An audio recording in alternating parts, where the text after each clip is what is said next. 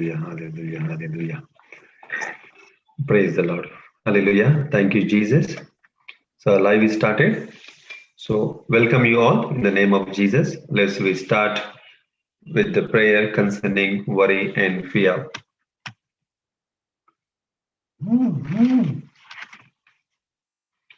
I am the body of Christ.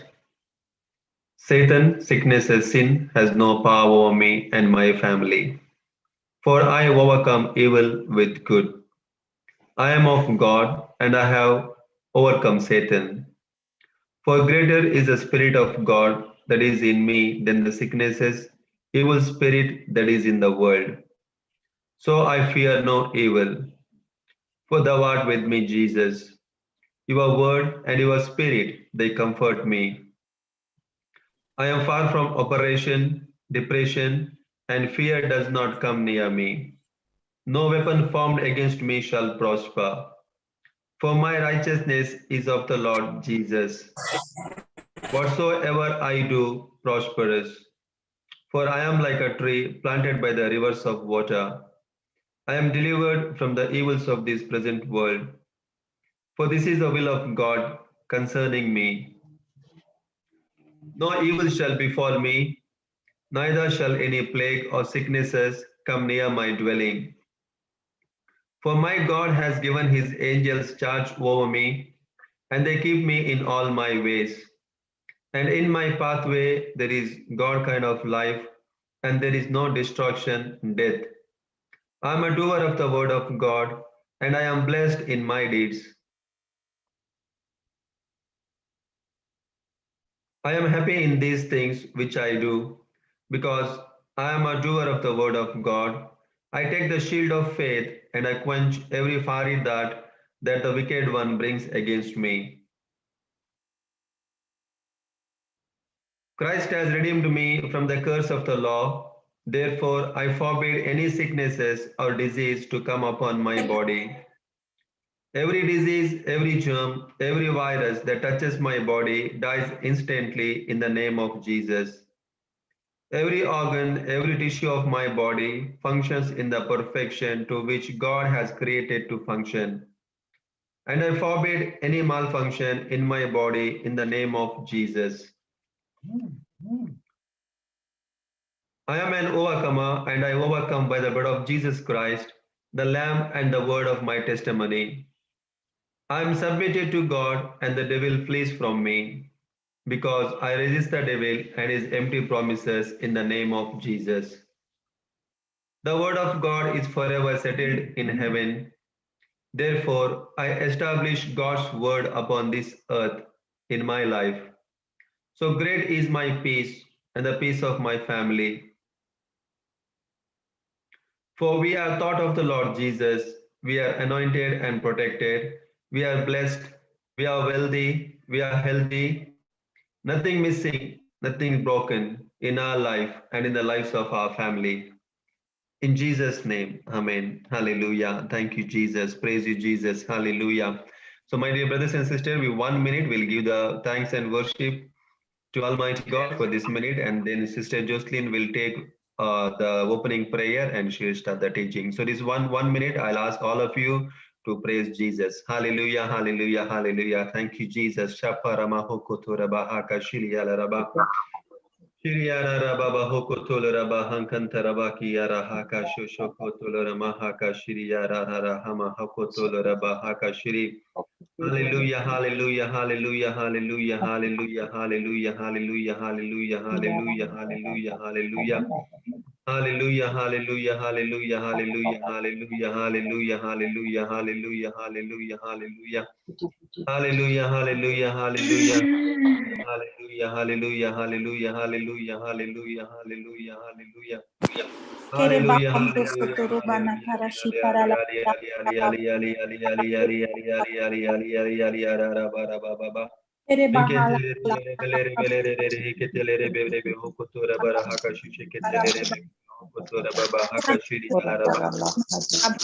Bekentelere hoko tora baba haka shiri ala raba baba hoko tolora mama haka shiri ala rahaka tara baba hoko shiri ala raba. Bekentelere hoko tora baba haka shiri ala Akantalaraba haka shiri jalara haka tiaraba. Menkentelere belere hoko Baba toraba. bala hala baba la hara shika. Baba. Menkentelere bebe hoko toraba haka shiri jalara haka talaraba. Hallelujah. Amen. Thank you, Jesus. Praise you, Jesus. Worship you, Lord Jesus. Hallelujah. Sister Jocelyn? Yes, yes, brother. Praise God. Praise the Lord, sister. Can we start Praise with the the Lord. opening prayer, sister? Thank Yes, you. yes, brother. Yeah. Thank you, Lord. Thank you, Abba Father. Thank you, Jesus. Thank you, Holy Spirit. Lord, we thank you. We praise you, Jesus. We love you, Lord. We worship you, Jesus. Holy Spirit, you take complete control of the session. You speak to us, Lord. Help us, Lord. There are times, just like the disciples, we do hear the word. We do even the ministry work. But yet, the knowledge that we have, we are not able to see protective. We're not able to see that knowledge bringing change. Holy Spirit, you help us, you teach us, you reveal us the areas that we have to make the corrections, the changes,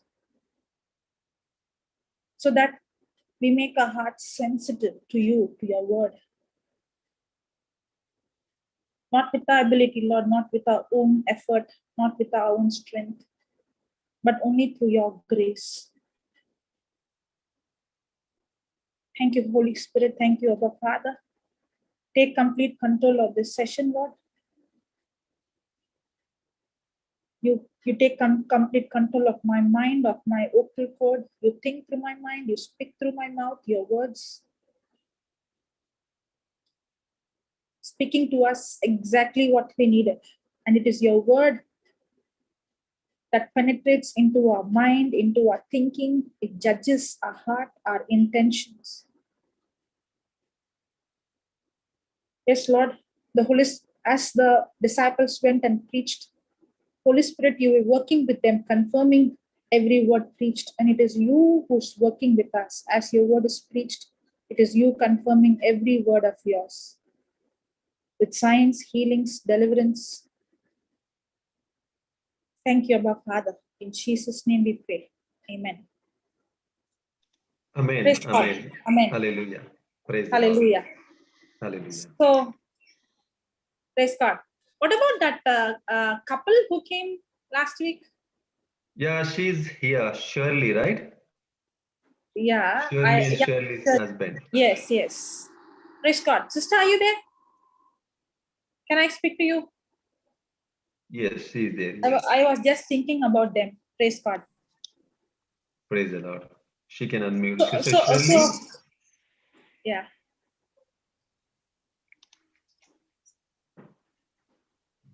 I have given you unmute, sister. Praise God. Her husband's name is Savio, right? Yes.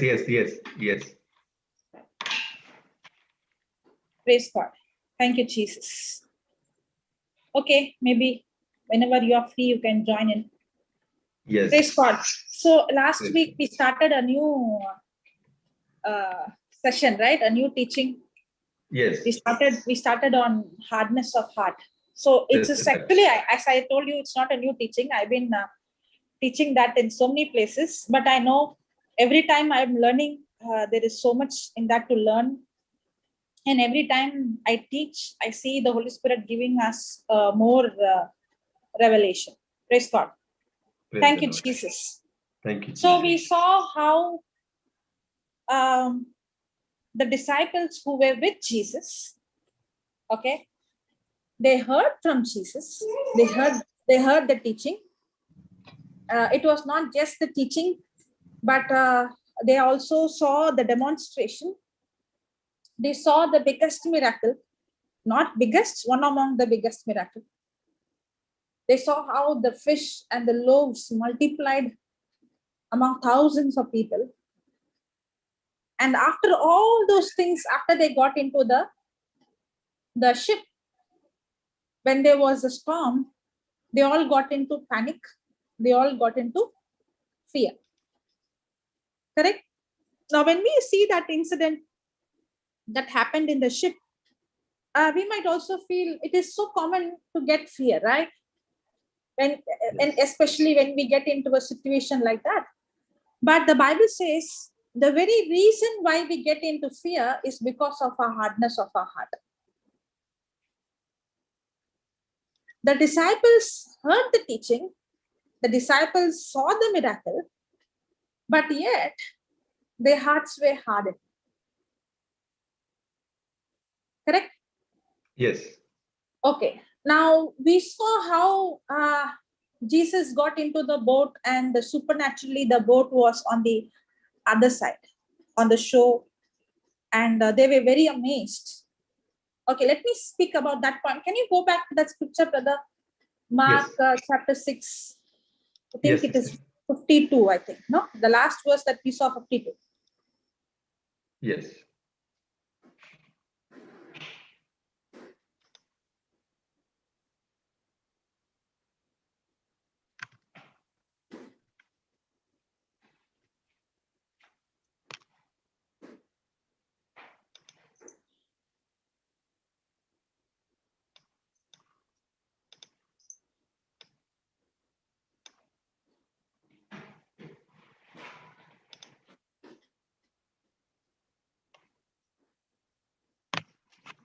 Which one is your sister? Mark 6, 6. not Mark 16. 6.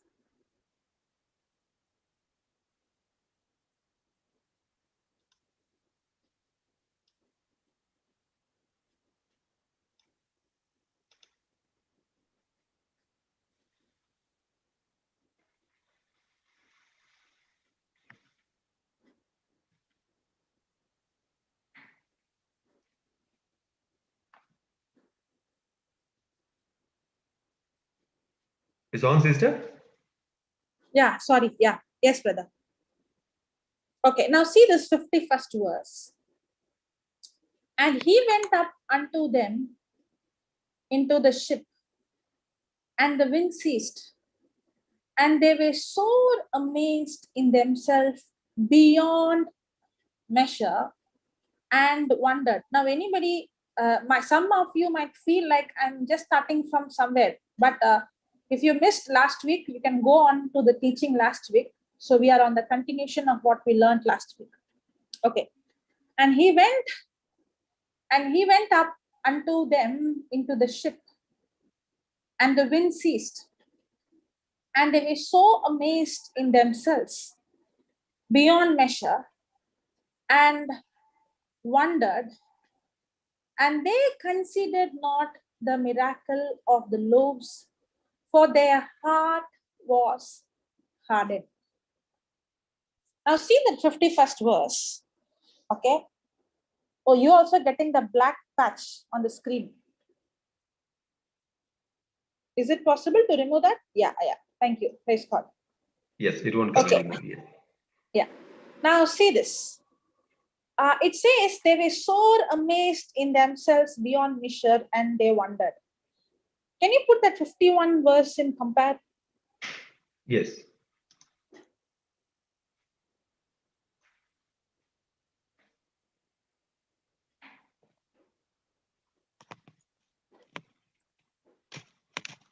Okay, and he got into the boat.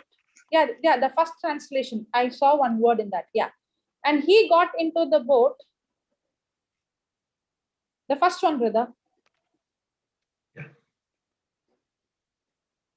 And he got into the boat. Who? Jesus got into the boat with them, and the wind ceased, and they were utterly astounded. What does that word astound means? Amazed. They were stunned. Correct? Amazed. Yes. Astonished. Okay, let's see what other words are there. Come down, brother. The next one also is astound. Okay, here it is KJV. We saw already amazed, beyond measure, wondered. Okay, then PPT. Astonishment. Okay, they were completely overwhelmed with astonishment. Okay, let me ask the question. Remove this scripture, brother. Yeah. Let me ask the question. Yeah. Oh, nobody has put the video. I thought I could see some. Yeah, anyone can put a video on. Yeah. Video and audio if there is. Yeah. Yeah. Sister Marina has Praise come. the Lord, sister. Praise the Lord. Praise God. Okay. Praise Let God. me add. Yeah. Okay. Now, when you see, for example, you have gone to a meeting, okay, and you see a blind man who's completely blind. Even you can see there is no black in his eyes, okay, and all of Okay. a sudden he gets the white is gone and becomes black, and he gets the eyesight. Will you be astonished? No. But before coming to the word of God, Before, completely opposite. yeah, we would I have would been have been. astonished, amazed. Even now, if we see somebody who's raising from the dead, we will be astonished, amazed, overwhelmed. Yes. Right? Yes, sister. Yes. Now, many a times I ask, some people, especially who are struggling with sickness, okay, I will ask the person this question. I'll ask, what if you're going to the doctor today, okay, and the doctor is going to give you a report that you don't have any more trace of the sickness, you're completely healed, and the person would reply me saying, I will be so joyful, I will be rejoicing, and I said, that's what you should have right now. Because Yes, you are saying after the report comes, you will believe, but I'm showing the report from the word. Correct? yes. Many times when we see the report, we become astonished.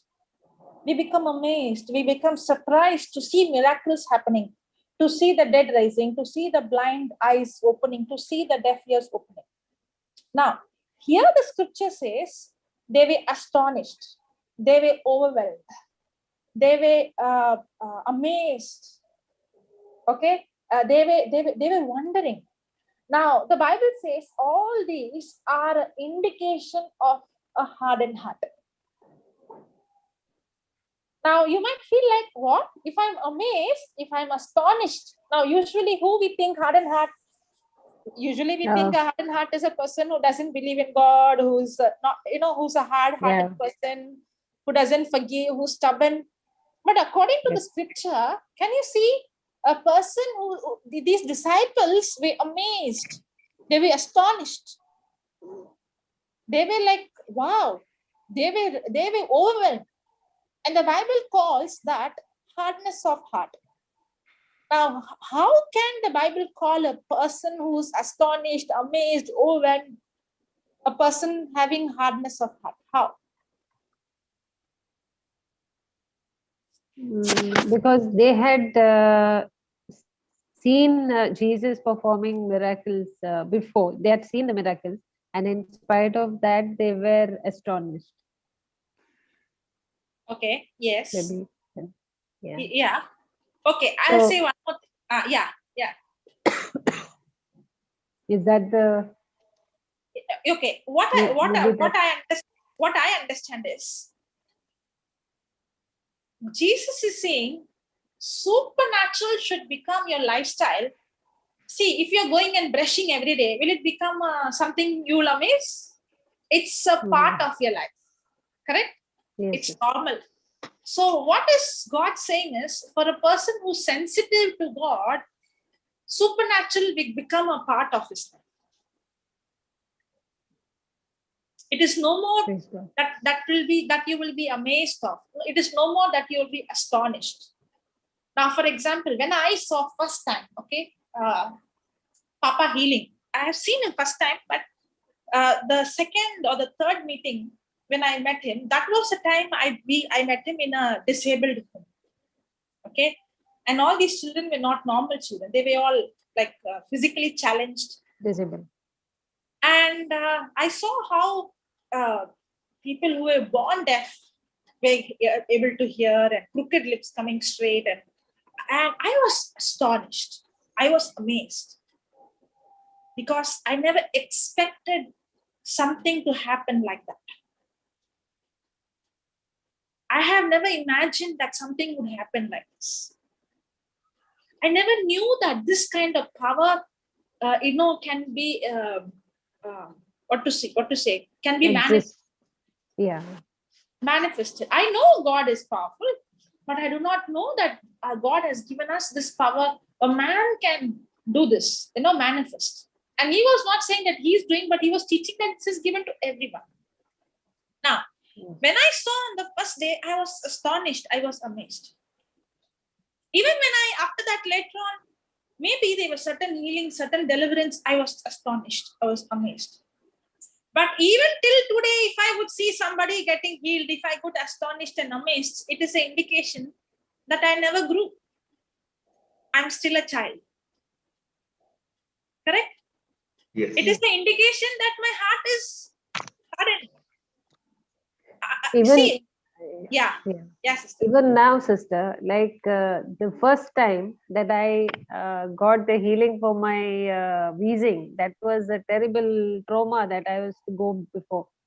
But instantly when my wheezing stopped, I had, cried so much, like, is this real? Like, but even then, like later also, now also, when we see, for example, if my husband would have asked me to, I mean, he would have had leg pain and he's been healed, it brings tears. Like, how much Jesus loves us, like, he's still but Sister, you're muted. Sister, you're muted. it's our own unbelief that that comes our way, but we need to be strong again to renew our mind, to have Yeah, faith. that I think that tears is okay. That is when you experience the love of God. That has to be a part of our life. But supernatural should be going and healing the sick should be a normal lifestyle of a Christian. Yes. Praise God. Seeing deaf ears opening should become a normal lifestyle. Praise God. Going and doing healing and expecting supernatural manifestation happening should become a lot normal. If you see the life of Jesus, okay, every day he was healing people. It was not like when he saw the blind eyes open, how you'll feel Jesus is jumping, oh, the blind eyes open. No, it is normal for him. Yes. Okay, so you should not be surprised. See, when will you be surprised? I asked that Sister Annie, no? Remember Annie came here for the first time? She came to Melbourne, okay? First time I met Annie. Do you remember Brother Lawrence? Yes. Annie? Yes. So when she came here first time, if that time, if the doctor would have given her the report, no trace of cancer, she would have jumped and she would have screamed. Okay. But she did not get at that time the report. She got into the teaching in depth and she started to come for the even the morning Melbourne, and she started to come and she started to listen. She started to get into the word of God. Slowly, at one point of time, she became so sensitive, okay, irregardless of what the symptom was saying, irregardless of what the report was saying, she came to a place that her heart became so sensitive, she started to see herself, I'm healed. Okay. Now, I asked her, when the doctor gave you the result, the report, okay, in the month of March, she got the report that there is no trace of cancer. The first time she came was in the month of September, I think. She came here for the first time. In the month of March, okay, she got the report that no trace of cancer. So I asked her this question, Sister, when you got that report, no trace of cancer, you were so excited, overwhelmed. She said no. I asked her, why no? Because I know already I'm healed. So that report did not matter for me because I was already so sure I'm healed. That is an indication that the person's heart is sensitive. Praise God. Are you understanding? So a person's heart is sensitive is a person for whom the spiritual becomes more real than the physical. Than the physical, yes. Now, the reason why these disciples were so amazed and overwhelmed and they were so excited, because for them, the supernatural was not very real. For them, the storm was real. They were expecting something bad to happen. They did not expect a miracle to happen. If they would have expected a miracle, they would have not been in a shock. The reason they were shocked is because they did not expect a miracle. Not expecting a miracle itself is an indication of hardness of heart. That's why when we go and preach, we call people. The reason we call people is it's not because we feel something, or it is people might think, oh, they're calling because God told them to call, or because I had some kind of tingling or some kind of feeling, nothing like that. There are sometimes that, we might perceive a particular person or a particular sickness. Sometimes it might happen, but not all the time. Most of the time, we don't feel anything. We just step out by faith and call people. And at that time, we expect for a healing. When we call people, we know it is not a wishful thinking. It's that expectation is a confident expectation. We know that we will for sure see manifestation, and that's why we call people.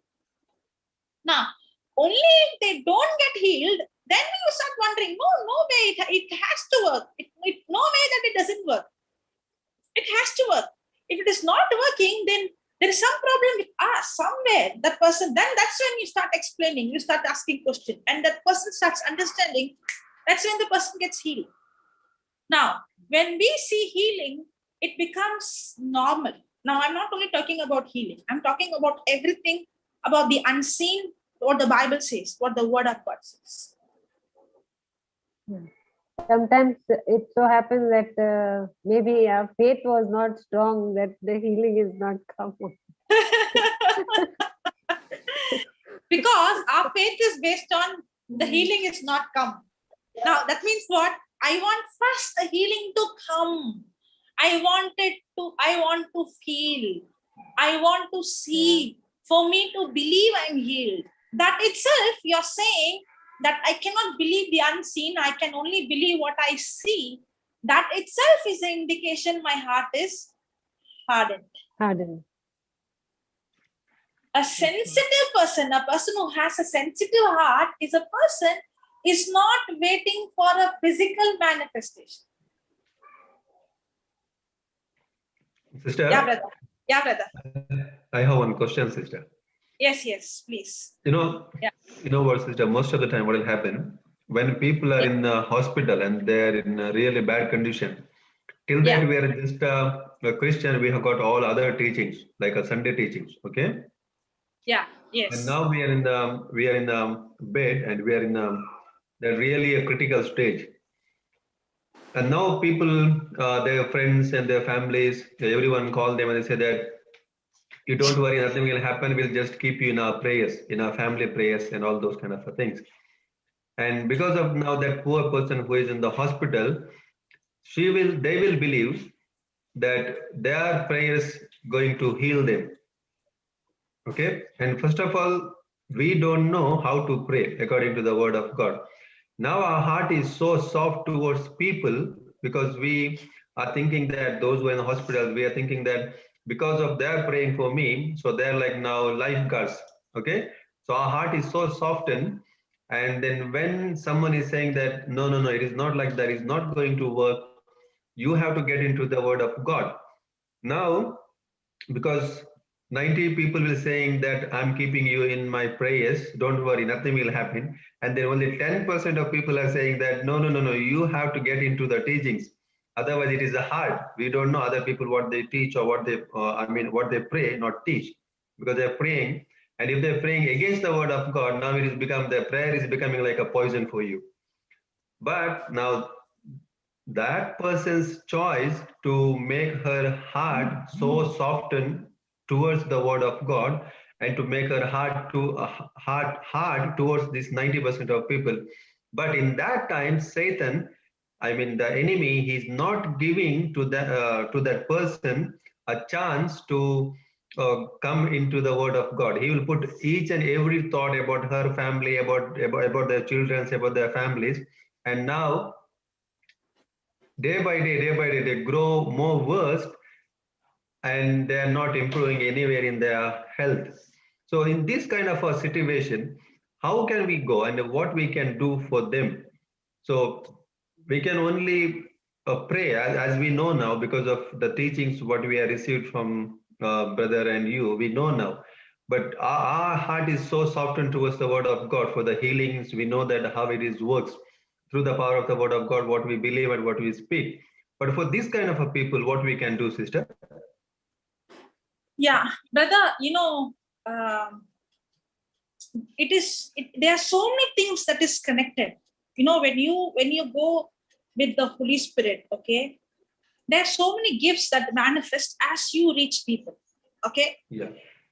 Now, whenever I see somebody who's very new, who don't know anything about Jesus, it is actually easy, because many times I see, especially when I see a Buddhist or a non-Christian, I always see first comes healing. Most of the time, it might vary, there might be exception. It doesn't come faith. Most of the time it comes healing. It's supernatural. Okay, and then the first comes the demonstration. So when you walk in there, first of all, don't go with a formula. Don't do that. Yeah. What happens is, when you go there with a formula, you are restricting and limiting the Holy Spirit. Yes. Okay. Now, it is true that the person has to get understanding. It is true that the person has to grow spiritually. The person's heart has to become sensitive. I'm not saying no. But the Holy Spirit also uses other gifts, but that gifts will operate only when I am sensitive and you are sensitive, not the other person. Are you understanding, Yes. brother? Yes. So many times we don't need to put a burden on them to tell that they have to become 100% in faith and 100% sensitive. But rather, when we are being very sensitive to the Holy Spirit, there are other gifts that also will manifest, that will help them. So you don't need, it is not all the time that it has to be that they have to be in faith for a miracle to happen. It is not that they have to have, complete, it is little agreement from their side is enough. A little, for example, the crippled man, he did not understand everything. But one thing he did is, he was intent in listening.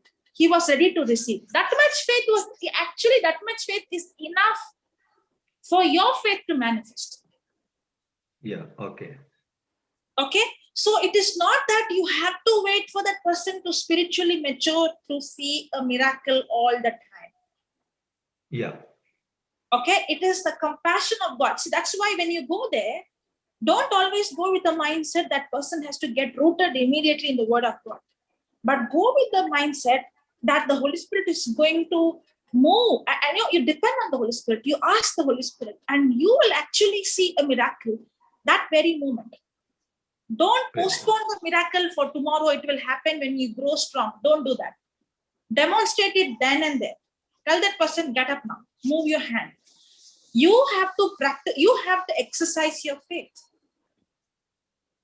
Okay? Yeah. Even if the person is bedridden, there will surely be some kind of manifestation. You ask the person, now you make a prayer. The person may be bedridden. You ask the person, can you move your leg? Can you move your hand? Okay, do something, and you will be surprised to see when you do it with expectation, you will be a positive response coming from that person. That will raise the faith. Now you plant the seed and tell the person, don't speak negative. I'll give a small example. I went to there's so many examples, but we went to this place where this baby was, they're not Christian, they're non-Christian. And this baby is not even 1 year old. Okay. And the baby is burnt in an accident. And the doctor said this baby won't live. Okay. At that time, me and Brother Lincoln, we were there. And I could not go into that baby's ward, but I went to another baby. But both the baby are healed and both of them are recovered. Okay. And when we went and when we just laid hand and we spoke of faith. And when we came back and we spoke to the parents, the parents had to build their faith so much. Okay.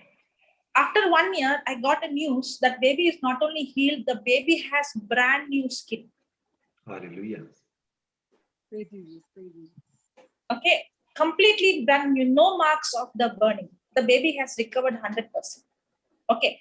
Now, this healing, okay, the baby is not there, the baby is not sensitive. Our faith worked.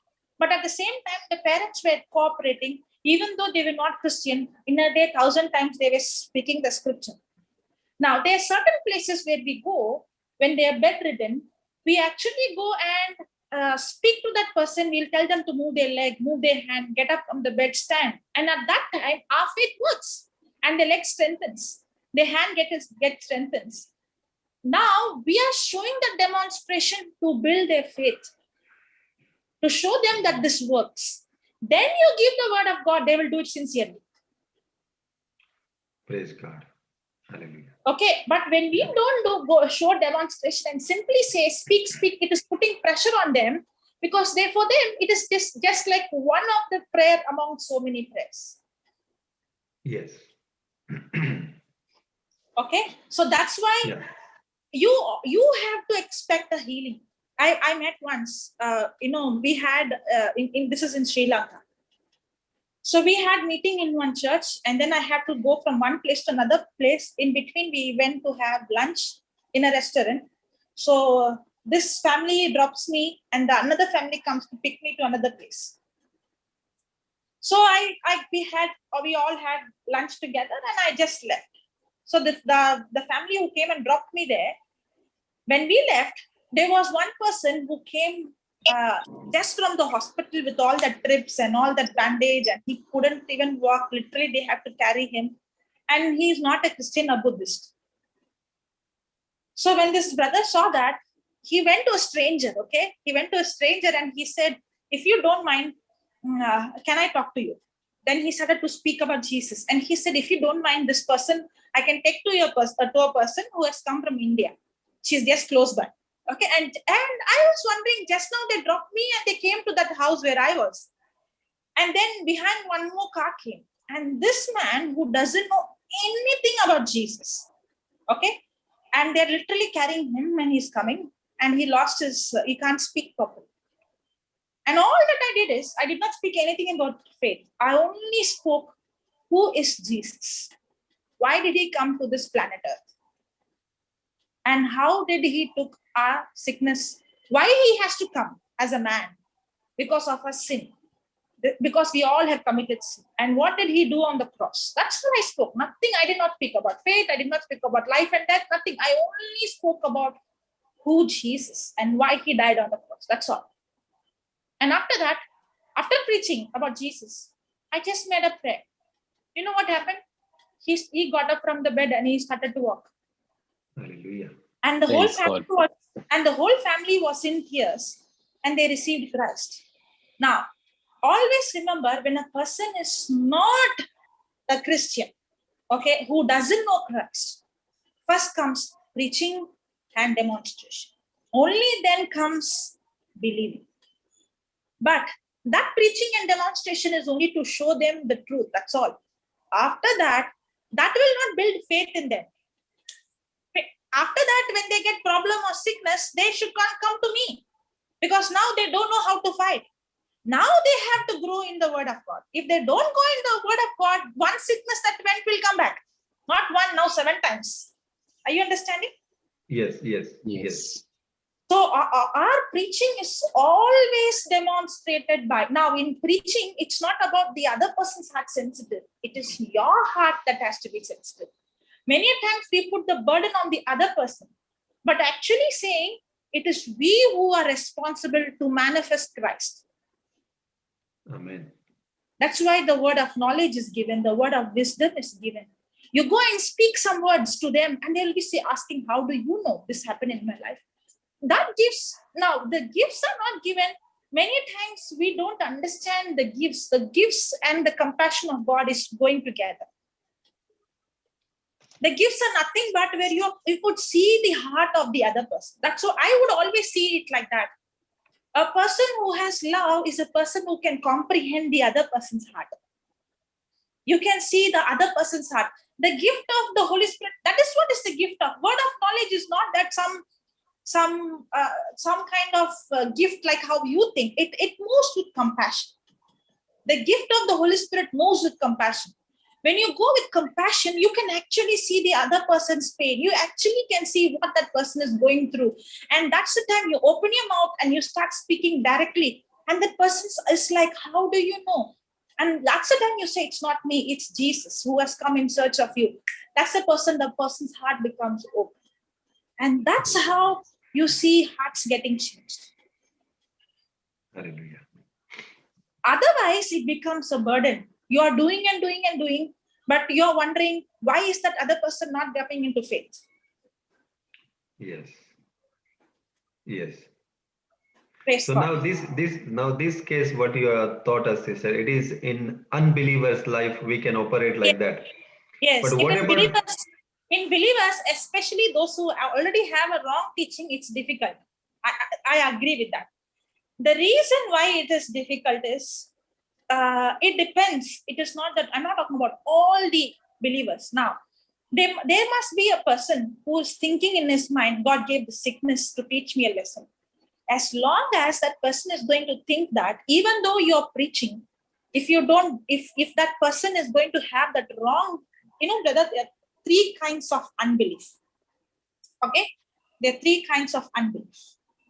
One is natural unbelief. One is unbelief, one is disbelief. Now, let me tell you. One unbelief is ignorance. Okay? This unbelief is when a person doesn't know anything. Yeah. Okay? It is ignorance. The person has no knowledge. And this unbelief is what I was speaking about is this unbelief. Okay? And I tell you, there might be many non-Christians. Jesus already is working with them. You're not the first person going into their life. Remember, it is not we who's moving. It is the Holy Spirit who's moving. But he cannot move beyond the human. He needs man to cooperate. Okay? So before God would take you to that person, God is already bringing so many other people into their life. Okay, now, this kind of unbelief is very, very easy to deal. When a person is ignorant, when a person has this kind of unbelief, who don't know anything, only thing you have to do is to preach. That's all. When you preach, okay, the preaching brings immediate, quick repentance and change. Actually, a person who has unbelief is actually little sensitive, quick to receive the truth. There is a second kind of unbelief. This is where it is very difficult to deal with this unbelief. This is actually called disbelief. This kind of unbelief is called disbelief. This is where when a person who has wrong teaching, this is where a person has wrong believing, and the person is thinking that his or her believing is right. It can be tradition, it can be the philosophy of the world, or it can be any teaching that is contradicting to the word of God. Even though it is not in the word of God, the person believes it is the word of God. Okay. Now, whenever we are dealing with this kind of unbelief, it is actually difficult to deal. But how, brother, when it comes, that's why when it comes to congregation, it becomes much more easier, okay, than one-to-one. In a congregation, both of them are mixed. Okay, when we are having a gathering of a big crowd, it becomes, I find it more easy. I find more easier in a group of people than one-to-one, because the other person is not interrupting. And here, both the people are there. The person with unbelief, disbelief, natural unbelief, all the people are there. Okay. But what happens is, especially when I go to a new place, I have learned this from Papa. Okay. When I go to a new place and I start preaching, I pay attention. If those who are with me knows, I see to that I see everybody. Nobody can turn here or there, because it looks like I'm watching everybody. Okay. Now, the reason I focus is I would see who is that person who's extremely sensitive. But I don't go my logic. I do ask the Holy Spirit, because sometimes you cannot see things from the outside. We can't judge a person from outside. You have to discern. You have to ask the Holy Spirit. Always depend on the Holy Spirit. Don't depend on your intellectual. Don't go with your humanly wisdom. Okay. Ask the Holy Spirit.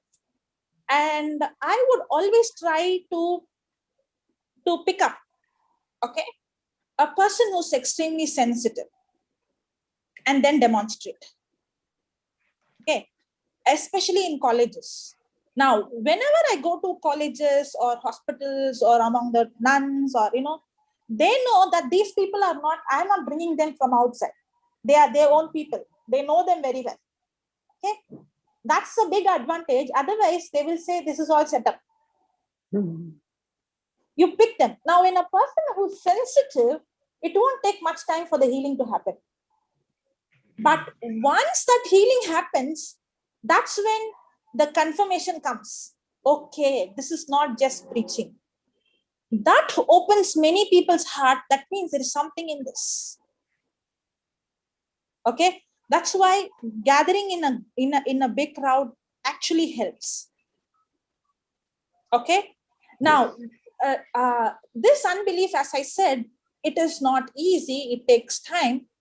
But once you have a demonstration, a person who has this kind of disbelief will come to a place, okay, I have to learn. That the person will get confused. But at the same time, that person comes to a mindset, okay, I want to learn. I have seen so many.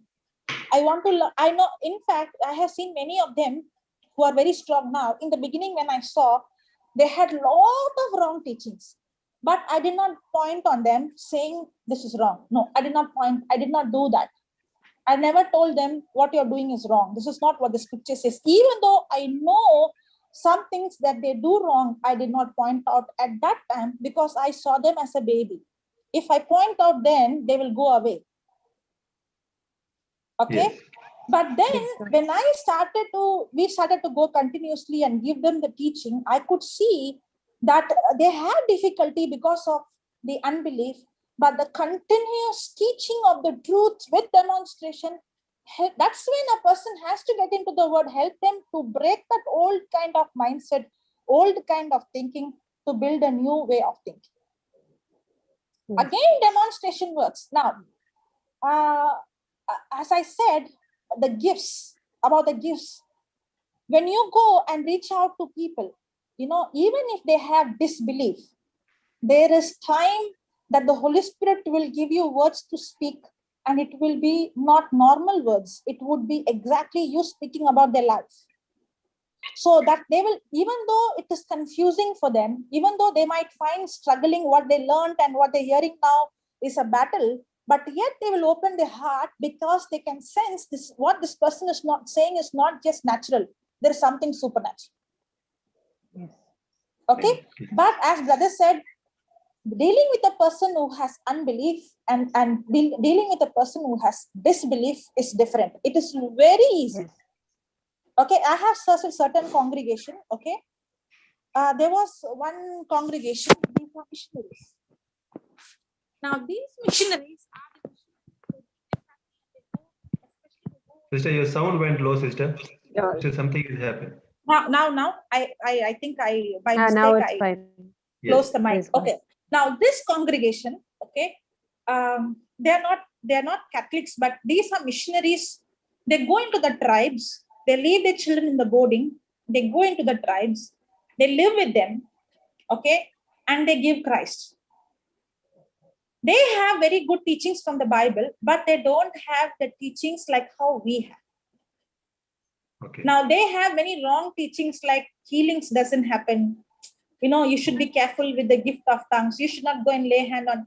They go and reach out to the tribal people, but there is no demonstration power. Okay. And I remember till now, there was one person who had one leg shot. Okay. So he comes with a stick. He's a missionary. And we had 3 days meeting only for the missionaries. So when we went there, the first day I saw this person coming in who was having this one leg shot. Okay. So I did not call him immediately because somehow I found that he was not very ready. He was not ready at that time. But then we had the preaching. At the end, I called some of the people and they got healed. And then I started, after they got healed, I know he saw the healing happening. I went and spoke to him. It means I spoke to him in the congregation. I spoke to him and told him, do you believe that, God can heal your leg? He said, no. Now, I was expecting he will say yes, and then I will teach on 1 Peter 2:24, but he said no. And then I continued to teach. I prepared on that day, and I said, we can have it tomorrow. Come tomorrow, but go and study whatever we learned. The next day, I invited him to come. He said no. And till today, I don't know, he was not ready to receive his healing. Maybe he is having a mindset where he is not ready to change his thinking, that he must be thinking it is God who is given, it is for the glory of God that he has to have it. But it is not an amputated leg, it is only few inches small. When it comes to few inches small, I already have experience in few inches of hand growing and leg growing that we see. I know for sure if he would have accepted, that leg would have grown. Yes. But he was not cooperating at all. He said, I don't want you and I don't believe in this. In spite of he seeing so many people healed. So can we do anything? No. No. It's better don't waste your time on a person and go somewhere who's sensitive. Yes. Praise God. Yes. So Praise it is not going to be 100% every time. It's not that Yes. we are going to see, but the more we go, the percentage will be not the same. What happens is in the beginning, when you go, you might see among 10, only 2 getting healed. But then you continue to go. The gifts are not for you. The gifts are for others. Okay. When you start with praying in tongues, studying the word of God, and when you start reaching out, the more you reach out, the more the gifts of the Holy Spirit will start manifesting. There are different gifts. There are gifts of healing, the gifts of miracle, there's so many gifts. The word of knowledge, you don't need to focus on those gifts. You focus on the word of God. You focus on praying in tongues, and you focus on reaching out others. And I see these gifts only manifest when you are a reacher. You don't need to go and reach out to anybody only by having the teachings. No. The Holy Spirit is there with you, working with you miracles. When Stephen was preaching, they were all stoning on them. Okay. But yet when he was preaching, if you go and read Acts chapter 6, he was performing wonders and miracles, signs and miracles. But then they stoned him. His preaching was not just preaching. So every time we preach, there has to be signs, there has to be wonders, there have to be miracles. Demonstrate. Don't start judging too much on the other person's faith. Just go boldly. Don't be scared to make mistake. Even if it doesn't happen, no problem. Step out. The more you go, maybe in the beginning you might make more mistakes. But the more you reach out, the more you will start seeing the result, and that's when you start learning. And that's how you will start seeing supernatural manifestation. I tell you, it will be awesome. If you get into this life, it is awesome. Sister, brother, Yes, everyone, sister. when I go into some places, there's some people who will say, they are non-Christians. They would say, last night Jesus came in my dream and he told me to come here. People come like that. They're not even Christians. God would come and speak to them. You go and meet this person. And they come. And when you go out, praise God. I don't know how my video is off. Okay. When you go and when you walk out, that's the time that's what Jesus said, these signs shall follow. It will follow you. And you will be like, wow, I did not know it's so simple. I did not know it's so easy. It is so stressless. It's so effortless. Even when you go out, when don't keep on thinking, I don't know, Lord, I don't know. You have called me, I'm going. I'm putting my burden on you. I don't know what to speak. Go. Even if you know the scriptures, even if you have the teaching, don't depend on the teachings. Tell the Holy Spirit, I don't know what to speak to this person. I don't know. I'm not going to have any agenda in my mind. I'm just going. You teach me. Hallelujah. Amen. And he will surely teach you. That's when you learn. Praise God. And for that, you have to go, when you read the Bible, I read very, very little. But when you read the Bible, one more secret, okay? I would say secret because these actually help me to understand.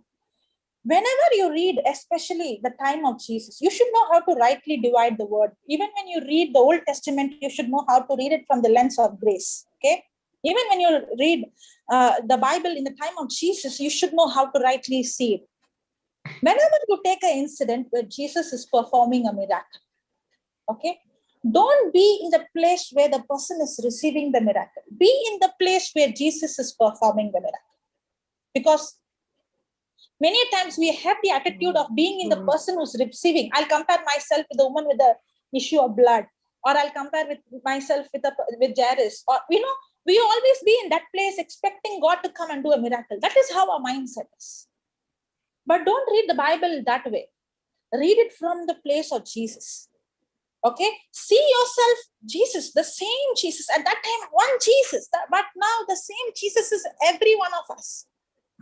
You see that you are that Jesus is in you, and now when you start reading, seeing an incident, how did that miracle happen? You start wondering.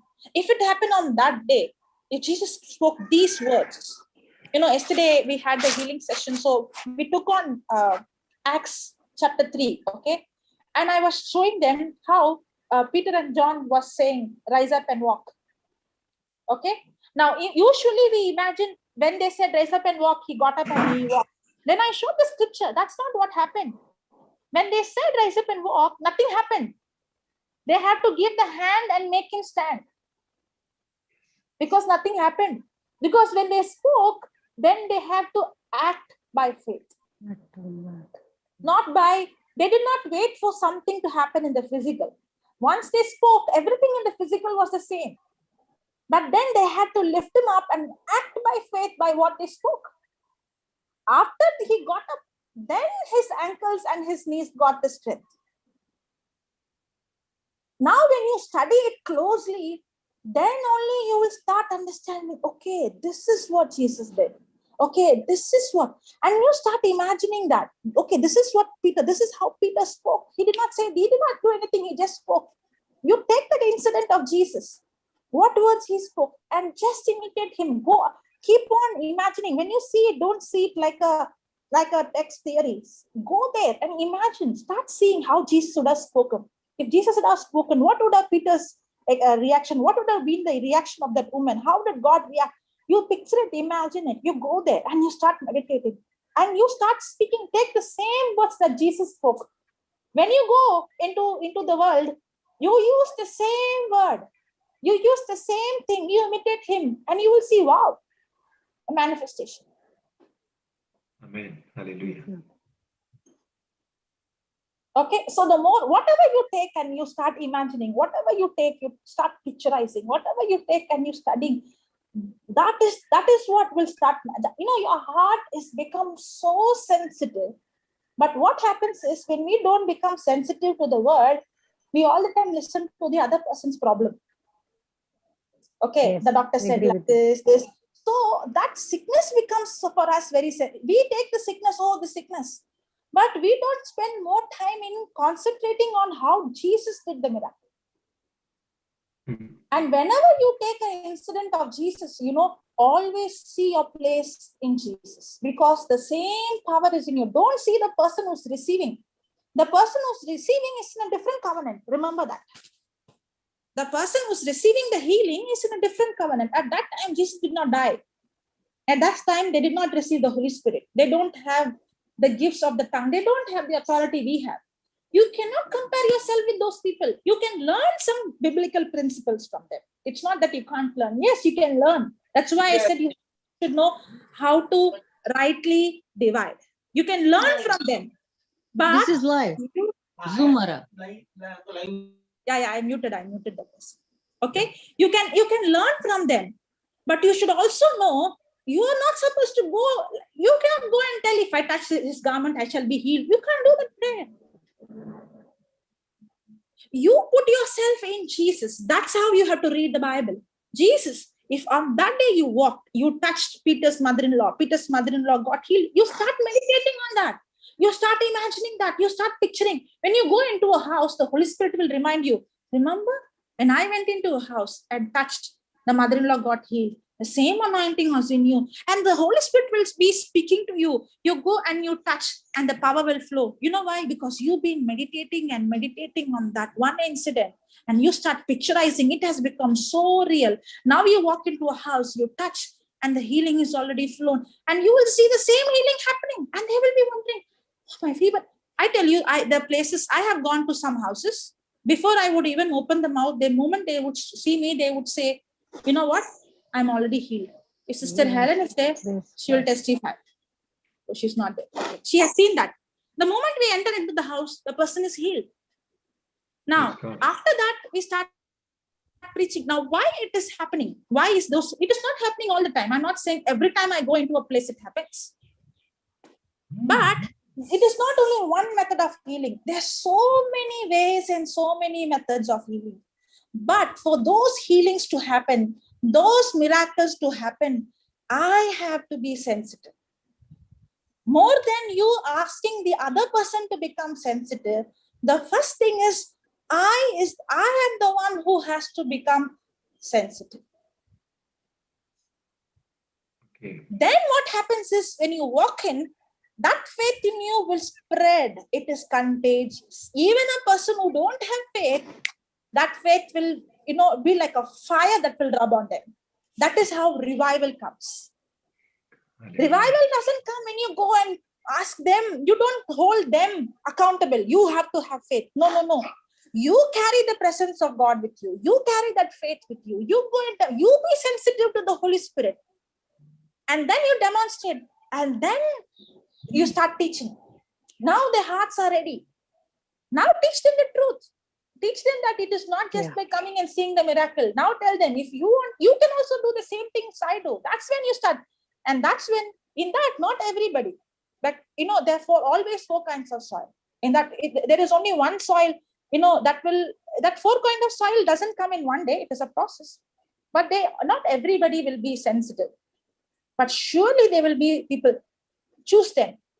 And you start spending time in them, invest in them. They will do the rest of the job. Afterwards, you don't need to go to that place or that area. You give to them, they will continue. Now you go to another place. That's how revival comes. Hallelujah. Praise God. Praise God.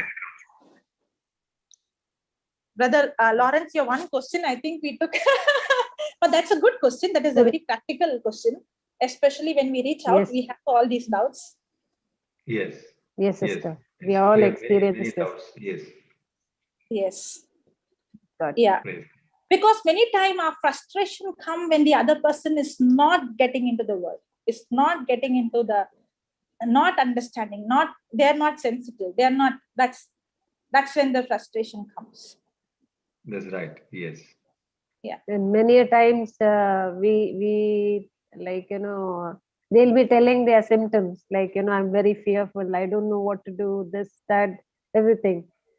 We only give one verse, 2 Timothy 1:7. Say this, when that thought comes, you say this. Then next day when we say, yeah, I slept well, and yeah, it is not in us, but the word of God is true and active.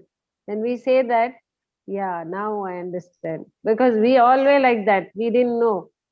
Go to church, come, and it is to be like that. We were never meditating what is being told in the church also. We were like, the obligation is done. Praise God. So now it's different experience, sister. Praise God. When we see them telling, sister, you're muted, I think. Oh, I did not know that I was muted. Okay. Because I was expecting that response Yeah, to come. I was responding. Praise God.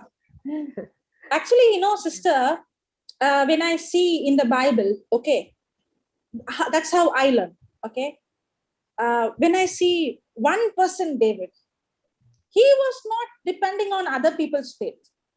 His faith impacted other people. One person, Daniel, his faith impacted the other people, the three of them. One person, Abraham. One person, Moses. You can be one person, but you can get into such relationship with God that you can bring an impact, not only an ordinary impact, a supernatural impact in the place where you work, the place where you live, the place. But for you to bring that kind of impact, it is actually about my relationship where I become sensitive to God. Hallelujah. Sister, thank you so much. You have brought a very different perspective of like being sensitive, so that automatically, like how you said, no, that Jesus will tell the one night, like you go tomorrow morning to this place and you'll get the healing. The Holy Spirit really works and brings the people. I have seen that so many places where I went before, gave them, they did not open their heart at that time. But now I am seeing a surge of it, like they're all coming back again. Like you had given that book, no, and suddenly when they face sickness, they remember and they say, they come back, that please give us more teachings, what we should say and all those things. And that perspective that you're saying, that we have to look that we are in the place of Jesus. I was saying that where we are in the place of that receiving healing. That's a very good perspective, sister, that you have given. It has changed entirely. Yes. Like, no. It is not only seeing in the place of Jesus, it is recognizing that the same Jesus is living inside of me. Living inside of us. In the beginning, sister, I get chance only 2 retreats in a year. In the beginning, okay? Only 2 retreats. And at that time, no internet, no YouTube. I had no much resources. But it helped me because even though resources was less, I had only that MP3 player and that 70 tracks, that's all. That helped me because that helped me to focus limited one but go in depth. Okay. And when you get into when you get that teaching and when you walk out, when you start realizing who you are, I used to ask the Lord this question, okay, in the beginning. Lord, I wanted to do, when Papa came and he preached and he said, no, those who believe, these signs shall follow. It is not only, to the preacher, but everyone who believes. When he said these words, okay, these words were playing in my mind. I started asking the Holy Spirit, Lord, if you say, okay, that if these signs will follow those who believe, what if I go and I pray over somebody or lay hand on somebody, okay, and if I don't speak the right word? What if I don't know what to speak, how to say? What if I make a mistake? I had so many questions asking the Holy Spirit. And when I used to see certain, for example, when Jesus called Zacchaeus to come down, I used to ask the Lord, because I was seeing from where, I was not seeing from the person receiving. I was seeing, if Jesus did, then the same Jesus in me. Okay. So how did, when people used to speak, Jesus would tell, this is what you're thinking in your heart. Okay. Jesus would say, and I would ask, how is that you did? Because I am not seeing from the person receiving, I'm seeing from the person who's doing. That's what the Holy Spirit told me. When I said, the Holy Spirit told me, don't think that he came and spoke to me audibly. Okay. When I say he told me, means it is a thought, it's a thinking that comes when you're meditating on the word. that brings such a peace. It is like the word becomes flesh. The word becomes alive. It's not your brain doesn't think like that. It is the revelation that you get from the word. That's what I say. The Holy Spirit told me. Okay. Now, when the Holy Spirit started to speak to me or inspire me, that's when I understood. The Lord told, you don't worry about what words you have to speak, how you have to do. You focus on what you are going to fill your heart. And he told me, you allow me to live, I will do the job. You're not doing the job. I am doing the job. When he said that, what do you mean by you are going to do the job? I'm not going to do the job. That means I have to learn to put myself to death so that Christ in me is going to do it. It's not me. Yes. Then I understood, okay, then it's that the moment I have that understanding, it's not me, then the burden is like, wow, I'm not going to do anything. It is Christ who has to. See, these are the revelation. This is when you hear the voice of God. I don't know how to express it in words to somebody else. I don't know how to exactly come and tell a person what I understood. It's very simple. We make it complicated because we think we have to do it. And that's when the Lord said, it's not you who's going to do, it's I who's going to do. And all that you have to do is to allow me to live. Allow me to live through you.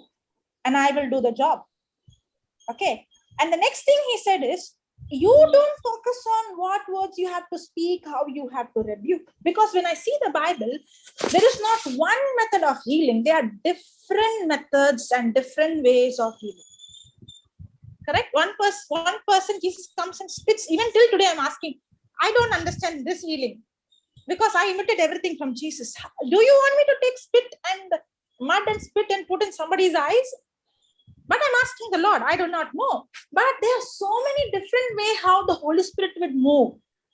One person, Jesus only saying your sins are forgiven. One person, Jesus saying get up and walk. In other person, Jesus is commanding the spirit of deafness to come. Another person is just saying be loosed. Okay, so there are different ways of Jesus doing healing. When I start studying all these things, and I got get confused, and I started asking the Lord which word I should say exactly how, because we are so much into learning the formula. Correct? We want the formula for this problem, this formula, for this problem, this formula, for this problem, this prayer, for this problem, this confession. We are so used to that kind of mindset. That's why we go to God also asking him formula. That's when the Lord said, you don't worry about what words you have to speak. You take more time in filling your heart with my word. That's all what you have to do. Because out of the abundance of the heart is what my mouth will speak. That's when I started to understand, first of all, I'm not going to do, Jesus in me is going to do. That itself, big burden is gone. Okay. Secondly, I am not going to focus on exactly which word I have to speak or which word I have to call. I am going to focus on what I'm going to fill my heart with. If my heart is filled with the word of God, the moment I speak, I don't need to strain. What is in my heart will come out default. It comes naturally. Not I have to forcefully come and study by heart and come. No. If I fill the word day and night in my heart, my way of speaking only will be what is in the abundance of my heart will come out of my mouth. Now, when I started to understand all these things, when I walk out to do healing or to meet somebody sick, I know in my mind, I'm not going to do. I'm at rest. God is the one who's going to do it. That's when I walk out, the Holy Spirit inspires me at that time what to do. And it becomes easy. It becomes stressless. It becomes so, no tension. And the more you start to do, when you make first day chapati, how it comes. Now when you make chapati, how it comes. In the same way, the more you start to go, the more you start to do, the more you master in that area. That area, if you are going to do only healing, you will master in healing, but you will not master in other areas. But healing is only a part. Healing is only to attract. Healing is only an attention. That is only a part. There's so many other areas that we have to build ourselves day and night. it is actually, when you call people, it is not the confidence. Many times when I call people, the confidence is not because I prayed, and that's why the teaching of grace makes a big impact. It's not because I called people, I prayed and came, or I'm confident in me. No. It is the confidence that the word works. Jesus said that. Amen. Yes. And the confidence comes the more you start practicing. Step out. Until and unless Peter did not step out from the boat, he can't walk on the water. In the same way, until and unless you step out, you will never see supernatural. Don't be scared for mistakes. It's okay. Even if it doesn't happen, it's okay. So many people I pray died in the beginning. But it doesn't mean that I did not see healing happening after that. Yes. Hallelujah. Sister, what to do for emergency cases as such? No, like one of my colleague called me suddenly, like on the phone. Nowadays, these COVID cases are there, so we get emergency calls. Like the person is So almost immediately, sister, immediately, you know what happens is when a person says emergency, that person is in panic in hot seat. Yes. Instead of you getting that contagious hot seat, you just speak faith to the person and say, I'm going to right now make a prayer. And you bring that person, you start speaking faith. You say, you believe he's healed. Okay? And you start speaking. Your faith has to be contagious. That person's worry should not be contagious. Your faith should go and affect them. Don't allow their worry to affect. Immediately speak to that spirit of death. Wherever that person is, take the scripture. Take the scripture. I always take the centurion. Why I'm taking the centurion is to build the other person's faith. If Jesus spoke and the centurion got healed, I'm going to right now speak. Wherever your husband or your brother or your sister in the ICU, right now, that word is going and doing. Build that person's faith. Okay? Instead of you putting the burden on them, you confess. First, you speak the faith. After you speak the faith and build them, then give them the scripture. What we do is, when they come, we will tell them, no, don't worry, don't see this, don't speak negative. If we start pointing out and tell them, you correct yourself, don't do that. Okay? Because they are in the hot seat. First, when they come, you exercise your faith and you speak the words from the scripture. Now, I'm not giving a formula again. It might vary, and you ask the Holy Spirit, okay? And you open your mouth and rebuke that spirit. Wherever that, you close your eyes and you start imagining wherever that person is. You're rebuking, you're seeing the life of Jesus. You're seeing that heart restored. You're seeing the pulse restored. You're seeing the brain restored. You release your faith. Hallelujah. And especially a person who's unconscious, the person has no unbelief to stop what you're speaking. When it comes to Lazarus, and Jesus raised, he was dead. His unbelief was not stopping what Jesus was praying. Okay? I have seen many times when I go to ICU, they don't allow, but at last they allow us. When we go and we softly rebuke that spirit, we speak life into that body, and we come. And we expect for a good news. We expect, because when we pray, sometimes we see the leg moving, sometimes we see some manifestation. There sometimes we don't see. But yet we come out and we speak faith. We say the reports will come normal. Doctors will give you a good news. We speak faith words. And as we speak, I'm not saying 100%, but many a times as we speak, we see result happening. We get news, the person will come and say, you know what? The person is out of danger. Negative. Now, what happens to us, Sister Zarina, many times, we tell the person, if you speak faith, only it will happen. Then we are putting a burden on them. That's the time they start wavering. Don't do that. Help them. See them, they are new. They are in the hot seat. Okay? Instead of you putting the burden on them, you exercise your faith. And then after you build them and speaking faith, the doctor will tell you, you will get a report. You speak faith, and then you give them the scripture, and then tell them, okay, now it is done, right? We prayed. That person is healed. Now you only keep thanking and praising. Don't give big scriptures, especially a person who's in the hot seat. Don't give big scriptures. Give simple. Ask them to say, thank you, Jesus. I love you, Jesus. Tell them only to praise. Or only say one line or one word. Because when you're in the hot seat, now when we are in the hot seat, in spite of being in the word, how much we waver. Yeah. When they are in the hot seat without the word, you can't expect giant faith from them. True, very true. Very true. Praise God. Praise God. Praise the Lord. God. ICU thing I've experienced. 5 years back, I'd gone to see one young boy who met I have with an met you. accident. I have met you in Goa, right? Yes, 2018, Yeah. 10 days retreat. Yeah. So that boy who met with an accident, he was completely in the coma state. So the doctors allowed me to go inside. It was far from our place, 2 hours drive from here. So I'd gone there and the doctors allowed me inside the ICU. So he was completely in the coma state, but same way as you said, no, I rebuked that sickness and he came out of it. Like he was like he came out of the coma state, and at the same time, like with physiotherapy and all, he started walking as such. So twice I've seen this, but in this particular case, wherein that lady is there, that patient is somewhere else, but the lady is there. So I was confused. Now my doubt is totally cleared, like how to deal with that situation. Thank you, sister. Praise God. Sister, you know what?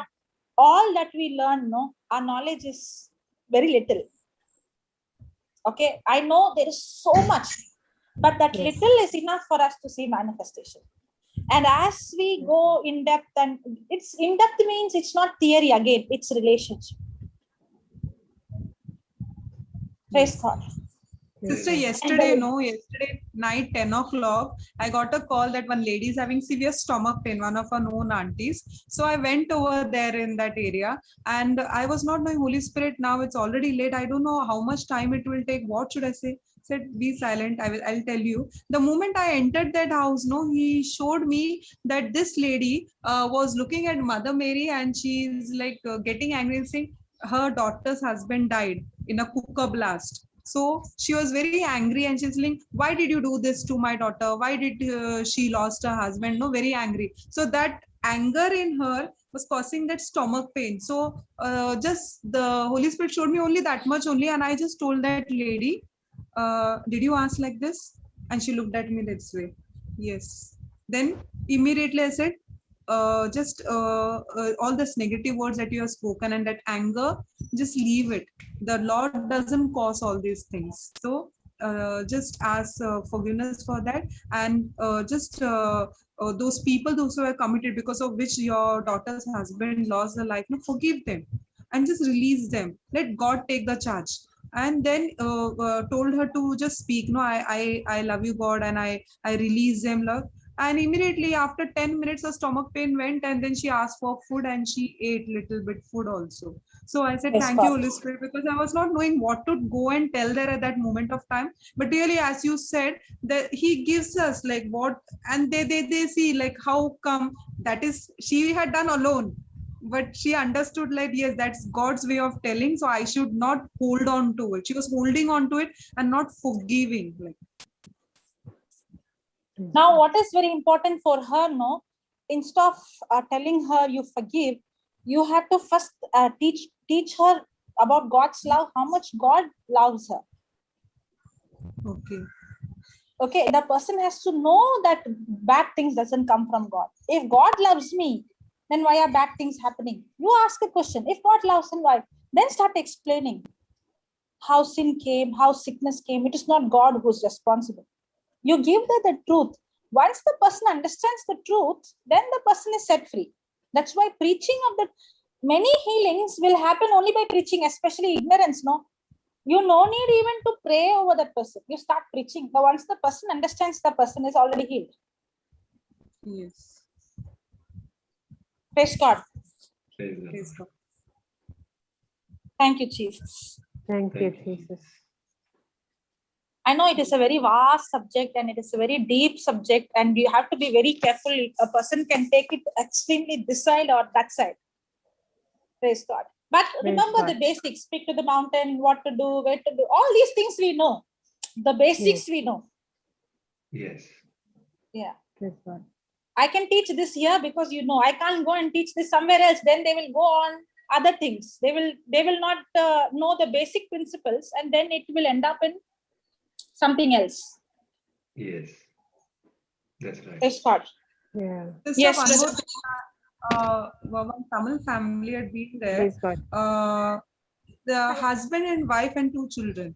But the mother of that person, at the moment we started praying in tongues, told us, don't pray in tongues. I don't want to hear that. And she just stopped us over there. And she said, I only believe in Mother Mary. I only believe in Mother Mary. So then her daughter-in-law said that she doesn't even believe in Jesus. She only believes in Mother Mary.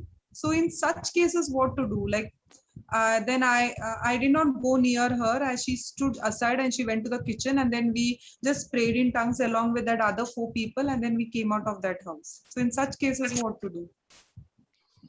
You speak the truth, what the scripture says.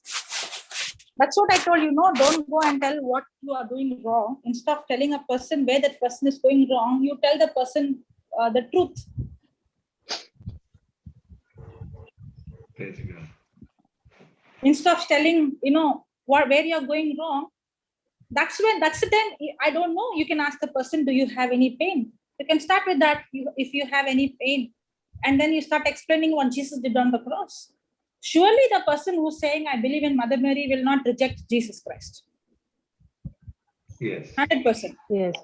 How can I say I believe in Mother Mary, but I don't accept Christ? You start speaking about Jesus and then demonstrate. It will take time. As I said, unbelief, disbelief will take time, but you have to give that person the truth continuously. Surely, actually, to say it is wrong thinking and wrong teachings and all those things, but the person will be sensitive. Surely they'll be sensitive. We don't need to come. The problem is we start pointing out. We don't see them as, when you baby, you treat like a baby. You adult, you treat like a. When they're baby, don't keep on telling their mistake, but pour love on them. Surely that brings changes. Okay. She came to church twice. After that, I saw her. She never used to come to church. She started coming to church, and she will look from there, from the side of the bench at me. And I will also look at her and smile, and then I will go my way. So this is a good way. Like, I can just speak to her as normal, and then maybe we can start the conversation. Yes. Praise God. Praise God. Thank you, Jesus. Praise God. Yes, Brother Lawrence, you have any more questions? No, sister. No. I cleared all my doubts actually. Yes. Praise God. Thank you, Holy Spirit. Yeah, all our doubts too. Yes.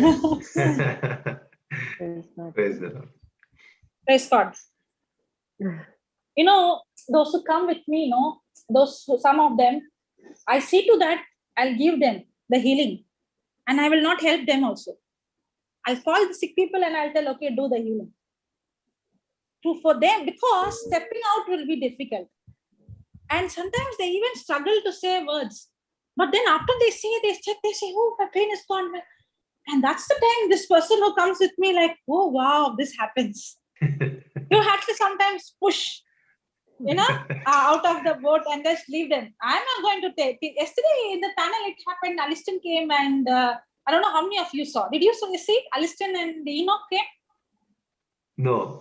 No. Okay. What happened is yesterday? I saw little.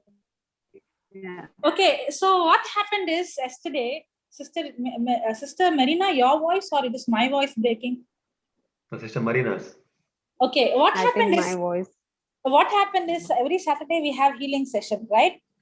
So I felt, every week it had become like people are coming and saying, Sister Jocelyn, like that. Papa is not coming, no? So he gave me the healing session. So I was talking to Papa and I was telling it would be nice, like if everybody would come and learn, because if you don't practice, then it won't happen.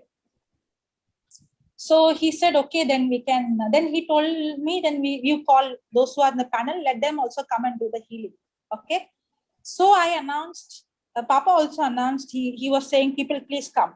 And I also announced, and we said, this time we are going to have people in the panel. Anybody who wants to learn how to seek, come. Okay. Now, what happened is during the children's ministry, Aliston came out and asked, it is only elders who has to come in the panel. Can we come? The thing is, when we put the children's, then the chat and all will go off, because if we have to change it children's. If we don't change children and children come, then they'll block the video. Okay, so only thing we want to know it earlier. Then I want to ask Brother Jude. No, he said, sure, you come. We will make it children. Now, what happened is yesterday in the panel, Mitsu, Sister Jacqueline, Aliston and Enoch. They were in the panel for the healing. Okay. So I gave Mitsu has to go early for the clinic. So she finished. She said a prayer and the person got healed. Next, Sister Jacqueline, the person got healed. Okay. And next comes Enoch. And the way Enoch, and I did not teach anything. It's not repeating after me. Okay.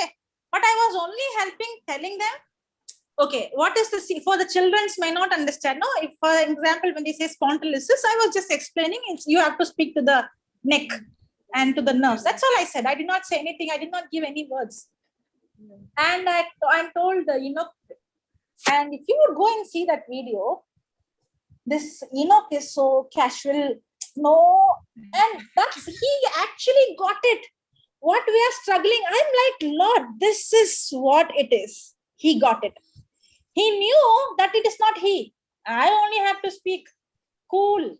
The Holy Spirit will do the job. That is the right attitude. Many times when I say people to pray, they become so serious. They become so, the voice would come with such force and they will speak with loud voice and all emotion. And I'm like, oh, you missed it. You missed it, because you are thinking your words has to be right, your loud, your voice has to be loud. You're more focusing on you. You missed it. That's why you're struggling. And this little boy, Enoch, when he came, I'm like, Lord, he got it. This is how it works. He was so cool. In the name of Jesus, I speak to the infirmity in this auntie's body. Get out from her body. And then he said, in the name of Jesus, any kind of malfunction. And then he stopped and he said, become perfect in Jesus' name. Amen. That's all. Okay. I asked that sister, she had spondylosis and she had knots. So I asked the sister, now in her mind, she's thinking the pain will not go. But physically the pain has gone. Okay. So instead of saying I'm healed, she said I'm better. Now I know that she's healed. Okay. So I started asking her, you're feeling better? Is there little? I start asking her. Then she said, then I asked her, what about the knots? I had to check. And she started checking.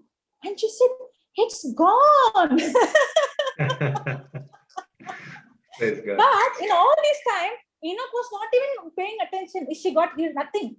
I spoke, no, it's done. That's all. He was cool. He was looking down here and there. He was looking, yes, you were there, right? He was looking here and there. Because you know why? I spoke, no, that's all my job, then the Holy Spirit job. Yes. He understood what we had to understand with big seminars. Without any seminar, that small boy understood. Praise the Lord. Hallelujah. Very.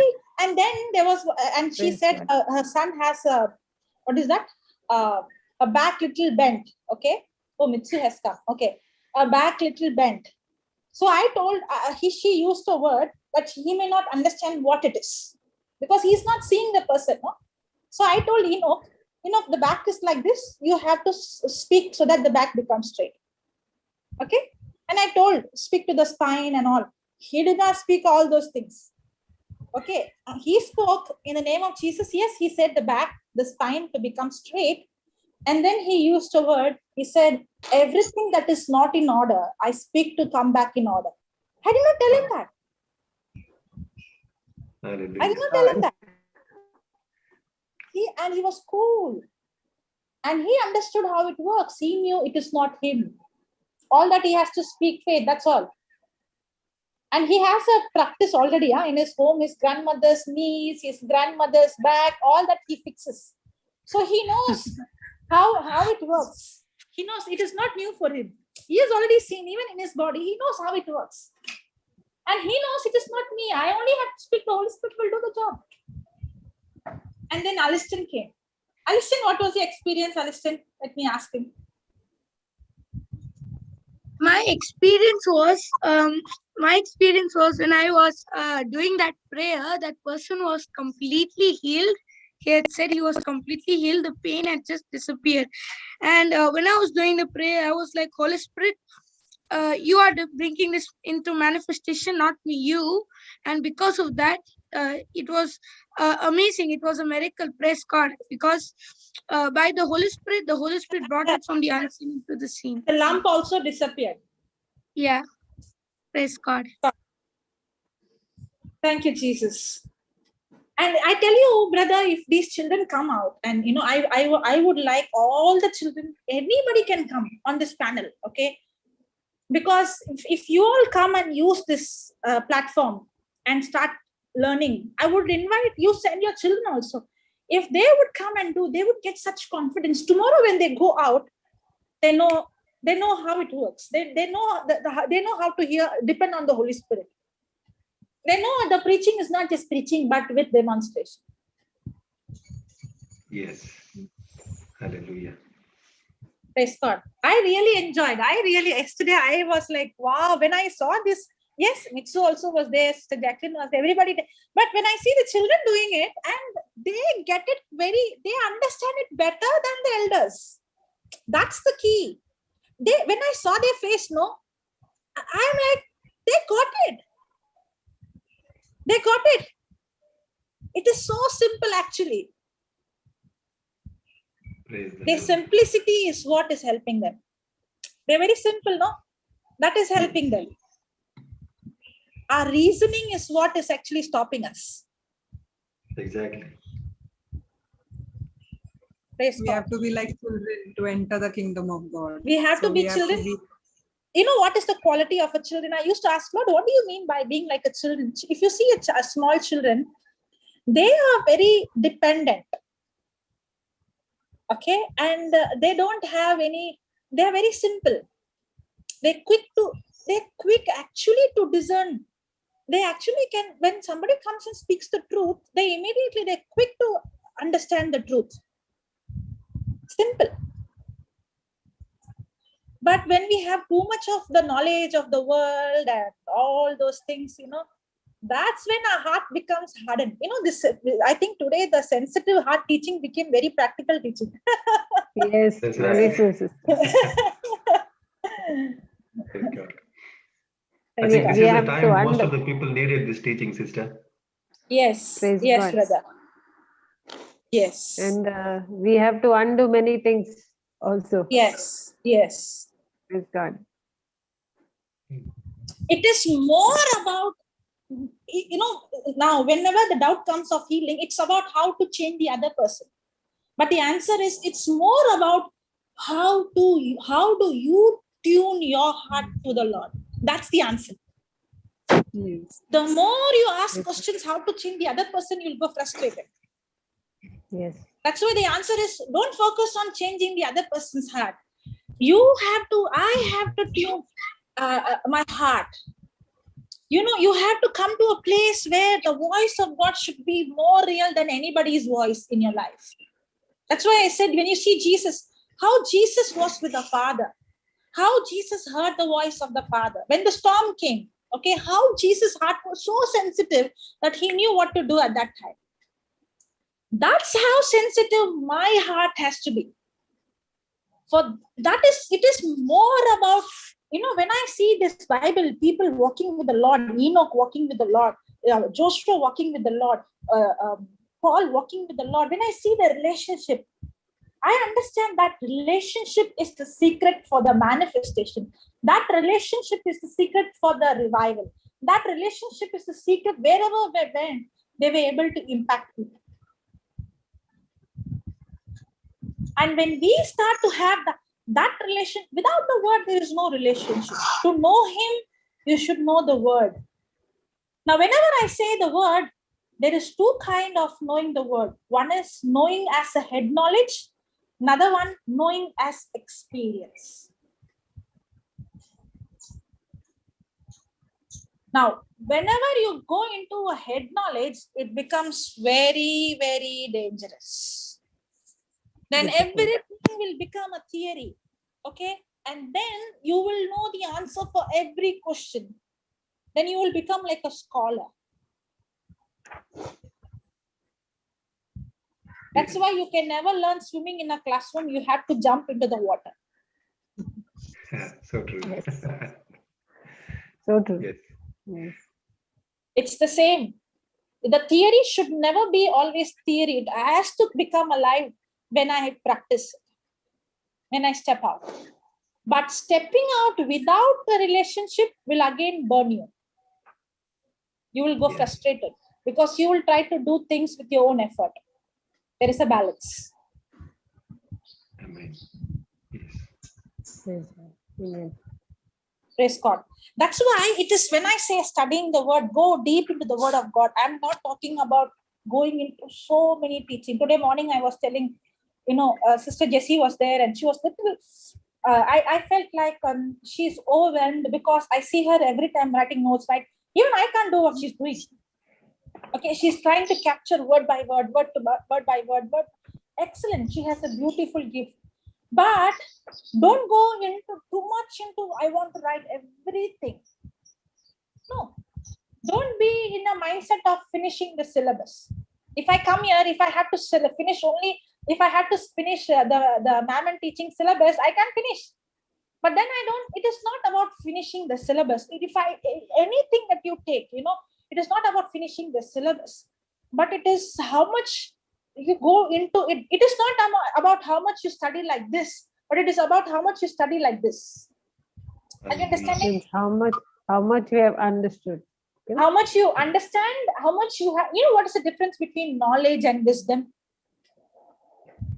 Wisdom is what we have learned, how we apply it. Yes, knowledge is the information that I get. Okay. Wisdom is the application of that knowledge that I get. Amen. Amen. Yes. It's like going in the open. The weather is different every time.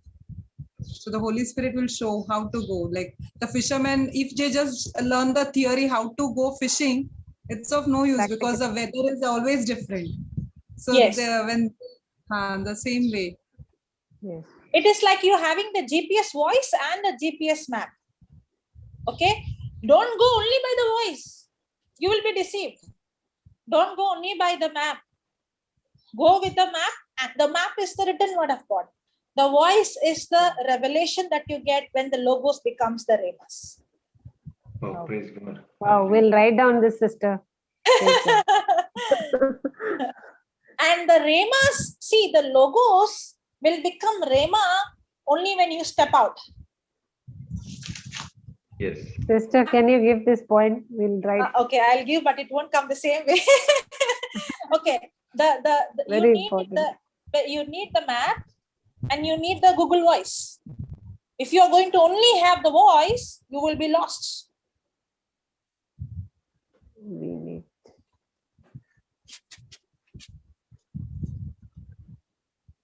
So the map, we need the map and the voice has to go together.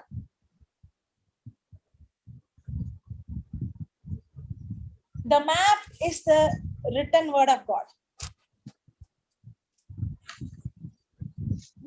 Sister, little slower. 1 minute. Yeah. The map. The map is the written word of God. The map and the voice need to go together. Yeah.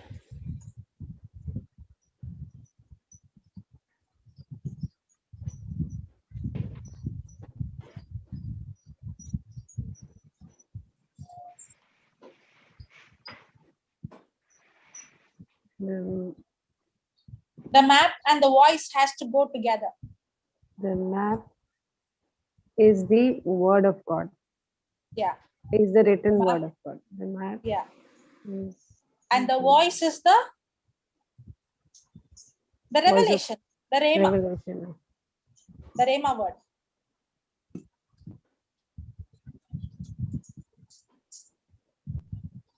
Now, many people, they don't have the written word of God. They go by Holy Spirit spoke to me. I got a vision. I got this. That is very dangerous.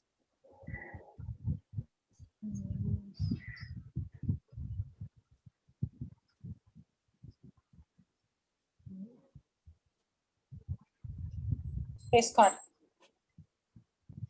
Finish, sister? No, 1 minute.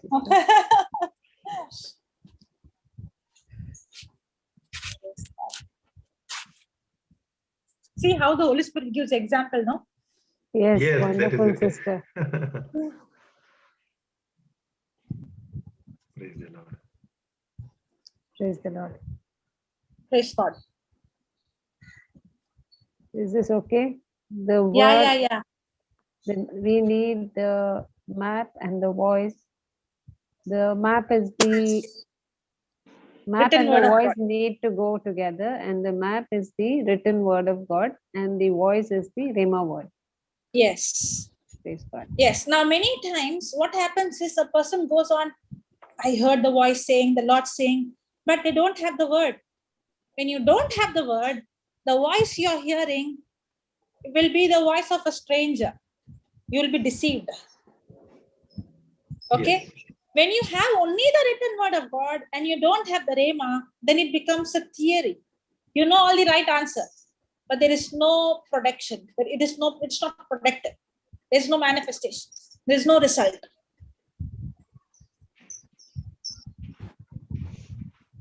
Okay? So when you have the word and then you step out by faith, and that's when you hearing the voice where the logos becomes the Rhema. Now you have the written word of God and you have the voice of God. That's when comes the confidence. Praise God. Praise God. Praise the Lord. Thank you, Jesus. Thank Sister you. Anita, Thank you, Sister Jesus. Anita, is she there? Sister Sister Anita, I Shirley saw is her there. coming. Yeah, I just saw her and she's like suddenly she disappeared. Okay. Sister Praise Please God. Shirley catch is her, there. sister. 1 minute. Sister Shirley is there. Sister Shirley. Yeah, Sister Shirley, I didn't even know how the time went. It is already 3. Yes. In my mind, I'm actually thinking you are in Mark 6:52. When are you going to Mark 8? But it's not. Let it not be how I want to Praise go by the God. syllabus. Let it go how the Holy Spirit wants to go. Let Praise the God. Holy Spirit. Yes, praise God. Yeah. Praise God.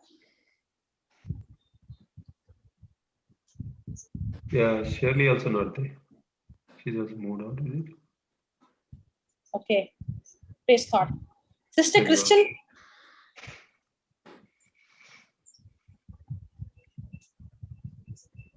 Today, Brother Arun is not there, no? No, Arun is not there today. Yeah. Praise God. Thank you, Jesus.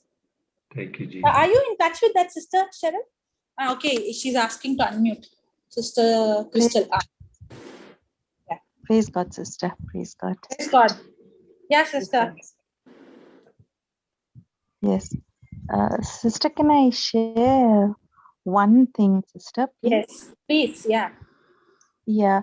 You were talking about being sensitive to the Lord and being like little children, depending on God like little children. The way I understood it was when Jesus says, I and the Father are one. The way I understood that was being one. The only way two people are one is when you see a woman who's pregnant and the baby, she and that baby are one, and that baby is so dependent on the mother. All the nutrients from the mother it absorbs, and the baby, all it knows is the mother's heartbeat, the mother's voice, and everything happening around. It does not affect the baby. It's only dependent on the mother.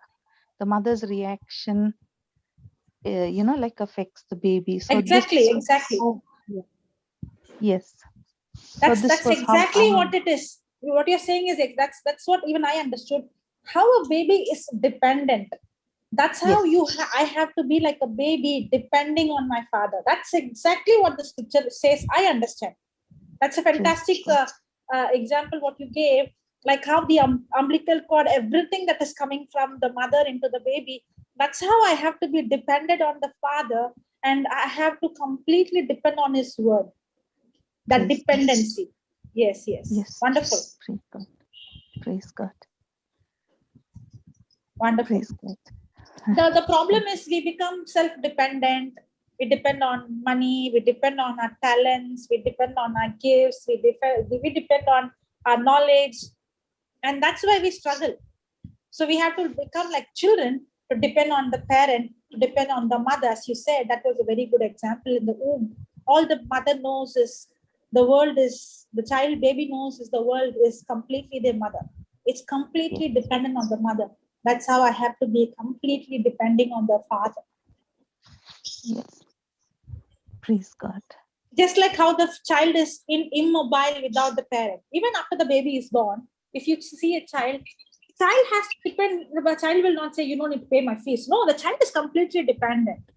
That's how we have to be depending on God. We have to, that's why Paul says, in my weakness, is what I find is strength. That's how it is. I'm weak, but then it is I'm depending on his strength.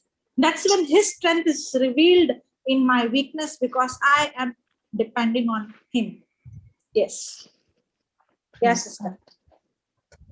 Thank you for that example. Praise God. Praise God, sister. Thank you. Praise God. Thank you, Jesus.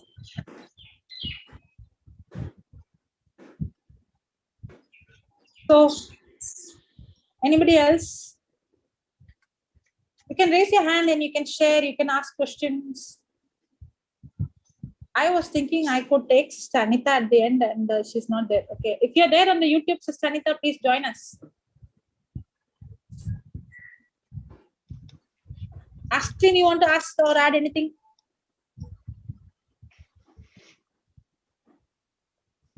Aliston?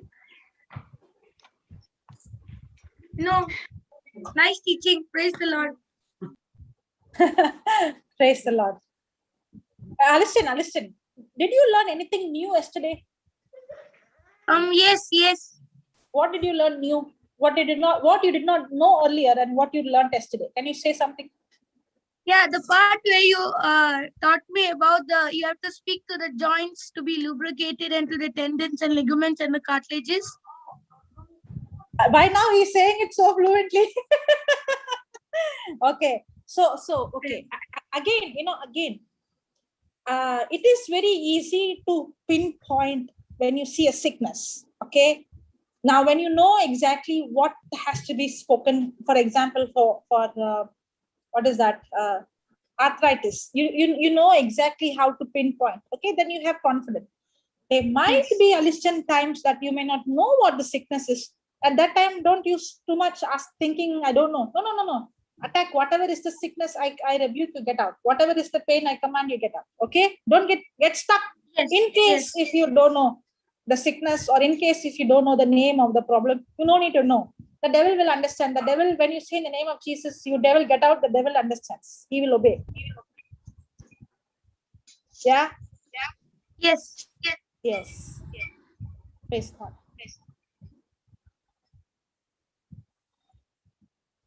And learning this, speaking to this the joints, particular sickness, it all comes as you practice. If somebody would see me, they ask me, how do you say these names, the ligaments, the tendons, all these things, people ask me. It is simple. When you spend more time in the kitchen, you will know the names of all those masalas, right? Yeah. Did you sit and learn? No. You spend more time, automatically you learn. But if you ask the person who's not cooking, will struggle, will ask what is this called? Correct, no, Brother Lawrence? Yes, exactly. It is the same with healing. I can hear my own voice. Praise God. It's the same. The more Sister Anita has come, the more you spend time, okay, the more you get into something, you'll become an expert in that. Yeah, Aslin. Yeah, she raised her hand. Yeah. Yes, I raised. One thing I'm asking in behalf of everyone. Okay, you don't. Yeah. Sometimes you come and bounce on me. Yes. Please. I know how your brain thinks. Yeah. Sometimes we'll go and we'll pray for a person. In case they're not receiving that healing, we are not able to see that manifestation. we come to a guilt feeling that somewhere I made a mistake. I am the reason for this cause. I didn't do the proper thing. We take that Yeah. guilt upon us. It is in behalf of everyone I'm asking the question. Yeah. The guilt comes, it has come on me as well many times. Yes. Okay. Like the- my question also, sister. Like Yeah, our faith is not strong. yeah, that the guilt comes, but we cannot be 100%. If you ask me, if I would have been the way God wanted me to be, I would have impacted so many souls. And I know I am not where I am supposed to be, and I am not faithful. But my relationship with God is not based on my faithfulness. My relationship with God is based on His faithfulness. This point to be noted, sister. We'll write. Yeah. Otherwise, sister, I would have got into guilt long back. You know why I'm saying long back is I know the way of revelation God gave me. I know the way of understanding God gave me. If I don't have the revelation, I did not use it, it's different. But in spite of having the revelation, in spite of knowing God giving me the revelation, God giving me the truth, God showing me, there are many times I've been lazy. There are many times I have wasted my time. I know that. But if I would dwell in my mistakes, I can never grow. And I know one thing that I never have confidence in myself. I tell you, in my own, I don't have. I know anytime I will not be faithful, I will fall, I will make mistake. I will really, I will do, my relationship with God is not based on my faithfulness. My relationship with God is based on God's faithfulness. Repeat, sister. I'll write. My relationship with God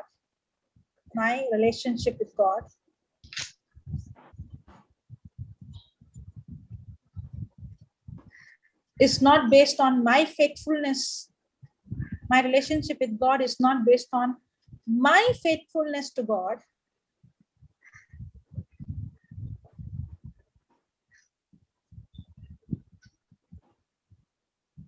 My relationship with God is not based on my faithfulness to God, but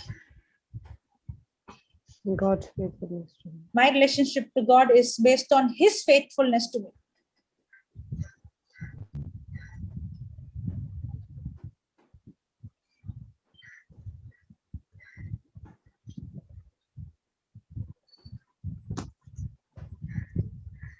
Praise God. Praise God. And sister, especially there are so many phone calls, there are so many messages, there are so many people.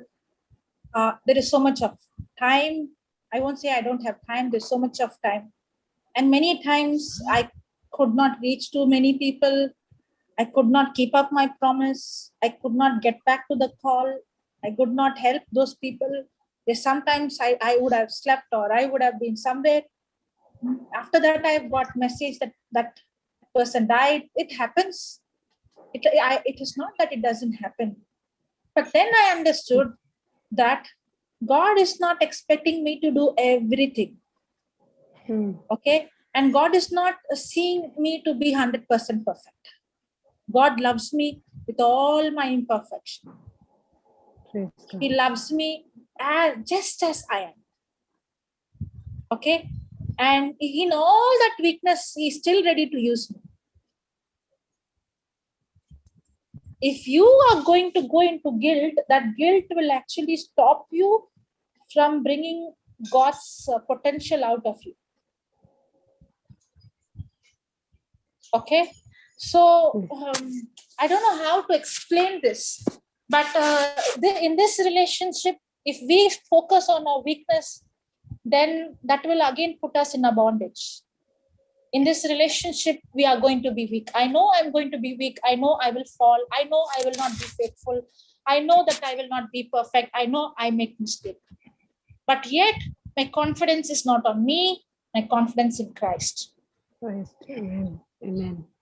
My confidence is in His love. My confidence is in his compassion. My confidence is in his faithfulness. The boldness that I have is not because I'm perfect. The boldness I have is because God's love towards this imperfect person. Did you understand? Yes, sister. Praise God. My confidence is when I come and speak boldly, confidently, the confidence is not that I am perfect, but my confidence is God's love for this imperfect person. I understand how he loves me in spite of my imperfection is what gives me the confidence. I know that God using me is not based on what I have done. God has using me based on what he has done. That is what gives the confidence. Praise God. Praise God. Thank you, Jesus. Thank you, Jesus. You got the answer, Sister Marina? Yes, sister. Thank you so much. You know, when you understand Thank you. God's love, you know, it becomes so light. You become stress-free. Because it is the love of God that every time helps me to get up when I fall. If I don't understand his love, every time I fall, I will remain fallen because guilt will overtake. But every time I fall, I get up not looking at my mistakes, but looking at God, his love, his faithfulness, how true he is, how merciful he is. When I understand this mercy, I am also able to be merciful to others. When they fall, I'm not going to judge now because I know from where I came from. And I understand how God treats me. That helps me to treat others in a different way. Instead of becoming a school teacher, I treat a different way because now I understand, even in spite of me knowing the truth, if I fall, what about you? I'm here not to judge you, but tell you it's okay, you made a mistake. But the grace of God is available for us. Don't allow this grace to go in vain. If you are going to allow the grace to go in vain, then you can never come out of your weaknesses. Praise God. Praise God. Praise God. Ashley, you got the answer? Yes, got it. Thank you. Mr. Praise God. Ashley, thank you. I know Yeah. that answer. It is that relationship. It is not I. It is Christ who is in me is healing. So I need not take that burden. But Because it is easy for you to get into the burden. Because the focus is more on, I have to be perfect, correct? The perfection mindset. Yes, and we think that we are not fit for this. We are not that person. That all that negative thought comes. That is why I asked this question. So tell us, how did you overcome it? Deny yourself. Deny. Practically, what did you do? How did that thought started to go? Practically focusing on the finished work of Christ. The more you understood, the more I understood the love of God. The more I understand, especially when now in the Easter time, I just went through that, what really took place on the cross. And seeing that, I asked you one question. What is carrying the cross and coming behind? You said only one word, deny. And when I went into that deny word and I went into search the meaning, I really understood it is not me. I should come empty-handed. Then only we can see the manifestation of God. It is my ego, my pride, my self-centeredness, my self-righteousness, my efforts, my hard work. These are the things which are hindering God to establish in my life. When I totally surrender, I'm nothing, Lord, in front of you. Use me as a weapon. I give myself. That is the time we can see God's glory. We ourselves are hindering and stopping. Especially what really took place on the cross, His love for us. That realization. Okay, thank you. Praise God. Thank you. Praise the Lord. Yeah, Sister Anita, are you there? Sister Missed Anita, you. I Missed you. called For a her. long... Yeah, you called her. Okay. Yeah. Hi, Most praise the wanted. Lord, sister. Praise the Lord. What happened? Suddenly you disappeared? No, I got a call in between, so I had to leave the meeting. Exactly when you left, I called your name. Yeah, then Sister Marina messaged me that Sister Jocelyn is calling, so immediately I joined back. Then I just disconnected the call. Praise God. Praise God. Praise No, I the just Lord. wanted to know from you what happened, what is happening, and any questions, anything to share or anything to add. Sister, since we had our last talk, sister, Okay. it was once Friday, right? It was, I think, 3 weeks back. We discussed, Friday sessions, right? Yes. And I was telling you, now, once I have now the time where I can fully focus my mind, my heart, everything on the Word of God, it has completely changed. The life and the peace, the joy, the happiness that flows from internally within, no? So that I can feel now, sister. But that something was missing in the past 2 months when I was not the Word of God. I went away for some time. I was feeling that something is missing, something is not okay and everything. But now when I started reaching out to the people, and it's a learning experience for me as well, sister. When I give them the Word of God, the joy they experience, the sense of peace they get in their life, and when they accept Jesus and they start meditating on the Word of God, it is like, you feel that, yes, Jesus has been we need to spread Jesus. Jesus has to, every person, every single individual on this world should know Jesus, his love, what he has done for us and everything. So, when with that motive, when we start working towards the kingdom, no, it gives immense joy, sister. And that I'm experiencing right now. Praise God. Praise God. Praise God. Thank Praise you, God. Jesus. Wonderful. Praise God. Wow. That's very nice. Yes. And especially when you're reaching out, no? Reaching out. And now I started somebody calls me, anybody they call me, or when I talk to them or something, no, and I tell, okay, now this is in written, you have to give me some souls now. So now I'm telling, it's like a contract agreement between me and that person, right? Now this has been done, and now you go and tell them, bring to the kingdom of God, no, to Jesus. You spread now. This is your thing. And if you want my help, I'm there. No, I give you can give my contact number and everything. Now it's I have one of my head nurse who was working with me, but now she has been working in the old age care. And she sometimes used to call me to know something from me and everything, and I give her.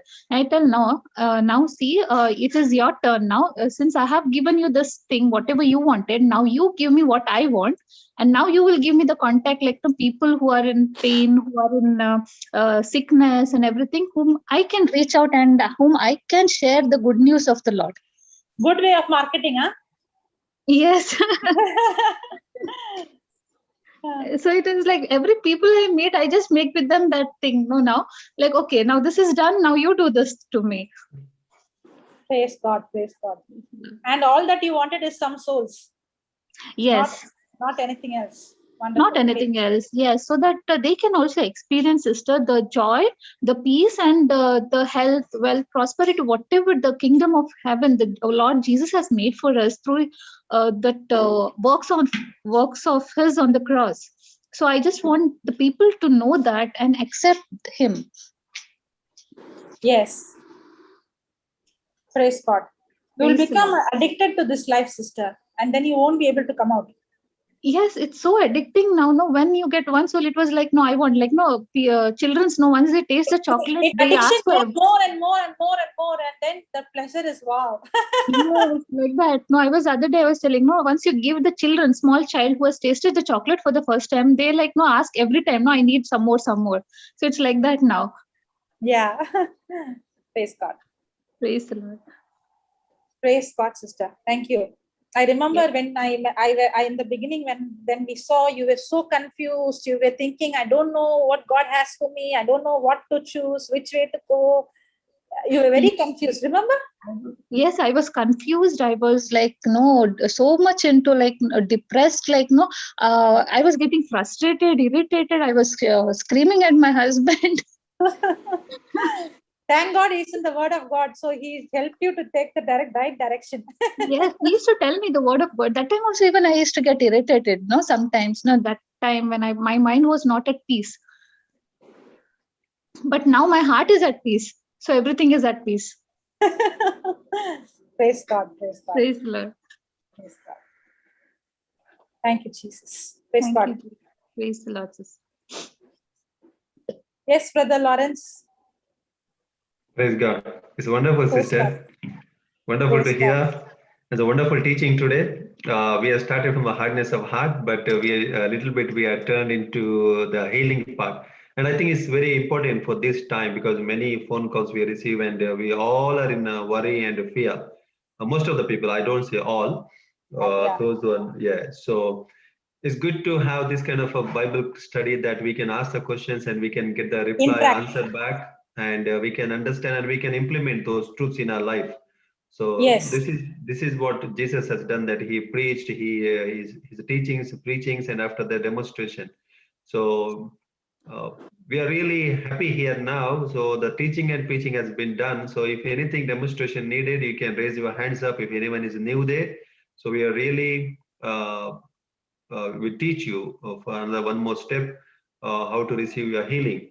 So it is your time. We don't have much because sister has to go to another next meeting. So we'll give only 2 minutes to raise your hand and come forward, because once it is teaching and preaching has been done, there's now the science to take place. It won't take long time. Yes. So we don't give long time for that. We'll only wait for 2 minutes. Then sister, you have got another meeting, right? Not, I do have, but not immediately. Okay. Okay. Yeah. Praise God. So Praise anyone God. Papa is taking that class today, that women's class. Okay. so you are giving us a clue that there is a there's a class for women, but you can change your name and you can come in.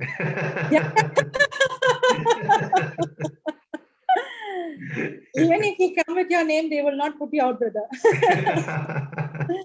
No, other day, Sister Maria, she's warned me. She said, no, it's only for women. Oh, I said, okay, all right. Okay, you can change your name and go. Put your wife's name and go, brother. That's right. Yeah. Praise God. Praise God. Hallelujah. So yeah, I think most of our members, those who we are here, we already know about the healings and how it takes place. So yeah. For us now, I think in this class, most of the time we are here only to study the deeper truth, not for the healing. So I really enjoy this. Yes. Yeah. Actually, in the Saturday, many are coming new. If you come to the Saturday teaching, if you ask, will Jesus heal you? They will say, yes, Jesus will heal. They come new. But now I would invite the Saturday, anybody can come who are learning and want to practice, please come. Praise God. Yeah. Praise God. Thank you, Jesus. And you also can start doing like that. Only have one session only for healing. Even in Konkani, you can have one day. Keep only give a title, bring all the sick people. And those who in the panel be those who are already learning, then it will be nice. Yes, I quietly started one small class yesterday. Okay. Yeah. It's just for a praying one sister who is she's sick, and they have got their one group, and rather than teach only one person, I asked all of them to come, and then I started to teach. It's a basic. I started to teach how to receive brother, how Papa told me to take this healing session. I'll tell how he told me to take this. Okay, he told me, take one teaching, okay, 30 minutes or 40 minutes, that's all. Yeah. And then call healing. Now, he told me this healing, you don't take one person more than 5 minutes, maximum 10 minutes. Don't spend too much time. Take one person and go fast, next. That's how the healing has to be. If it is going to take one person a lot of time, then it will become again a teaching class. It won't be a healing class. Yes. Then connect that person to some other teaching. See, when they're coming, only healing, only demonstration. That session should be only demonstration, no teaching. Maybe little 2 minutes or 3 minutes you can pray, but you can little explain, but don't go into deep teaching. Rebuke that sickness, rebuke that, tell that person to check. In case if it's little manifestation or not healing, then give the helpline or give some other ID, come to this class or speak to me later on, but not in that class. Yes. That class, healing, it should be only demonstration, one after another, then people will start coming. Now here it is fishing. Now here not teaching, okay? These people fishing after the teaching separately. Yes. These people will not come for teaching. If you call them, they'll say, why should I come? But they will come for the healing. Okay? Yeah. So once you do the demonstration, they will see, wow, people are getting healed like this. Then the people will come. Many will come only for healing. And then slowly these fishes will come. Then you don't even know, among them you'll get one big fish. Yes. Yes, God. Yes. Now, whatever you said is a big clue for me that now I will, by the power of the Holy Spirit, Friday we are doing praise and worship, and many times this thought came into my mind, and today you are saying again, Friday I will do in a Konkani healing service. You know what I did is, one session I took one person, maybe 20 minutes. I started to explain. Then Papa came and corrected me. He said, don't do this. You do this teaching in different class, not in this class. Don't make the people to wait.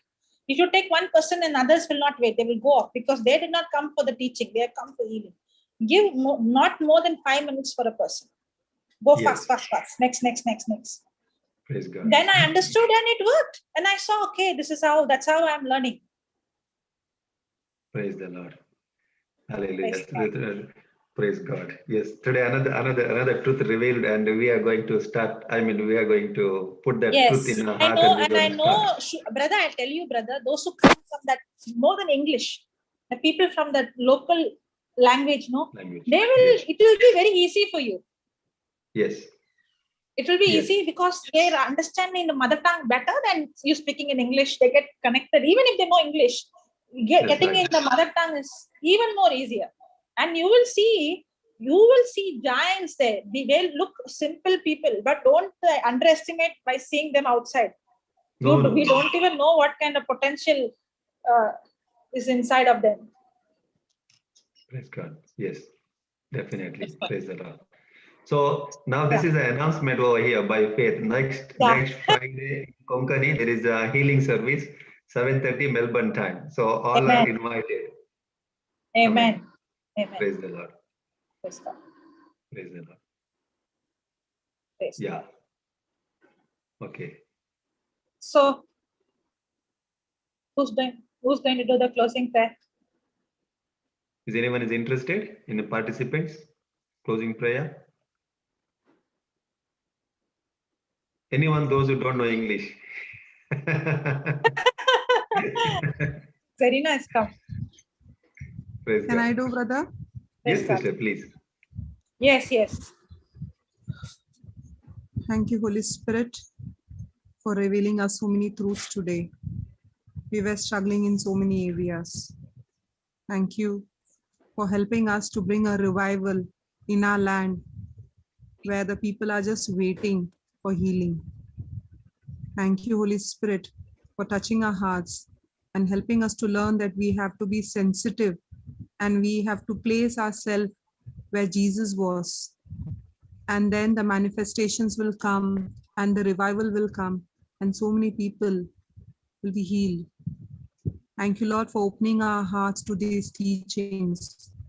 Thank you, Lord, for teaching us that we need to be children, like children dependent on the mother. We need to be dependent on the Holy Spirit. We should not go just by the voice, but we should go with the word of God as well as with your help. Lord, as we venture out in the sea in order to fish, help us, be with us, and guide us. We make this prayer to our Father in Jesus' name. Amen. Amen. Amen. Thank you, sister. Thank you, brother. Thank you, everyone. Thank you so much, sister. We've learned a Praise lot. God. Praise God. Thank you, Holy Praise God. Spirit. Thank you so much. Thank you. Thank you, Jesus.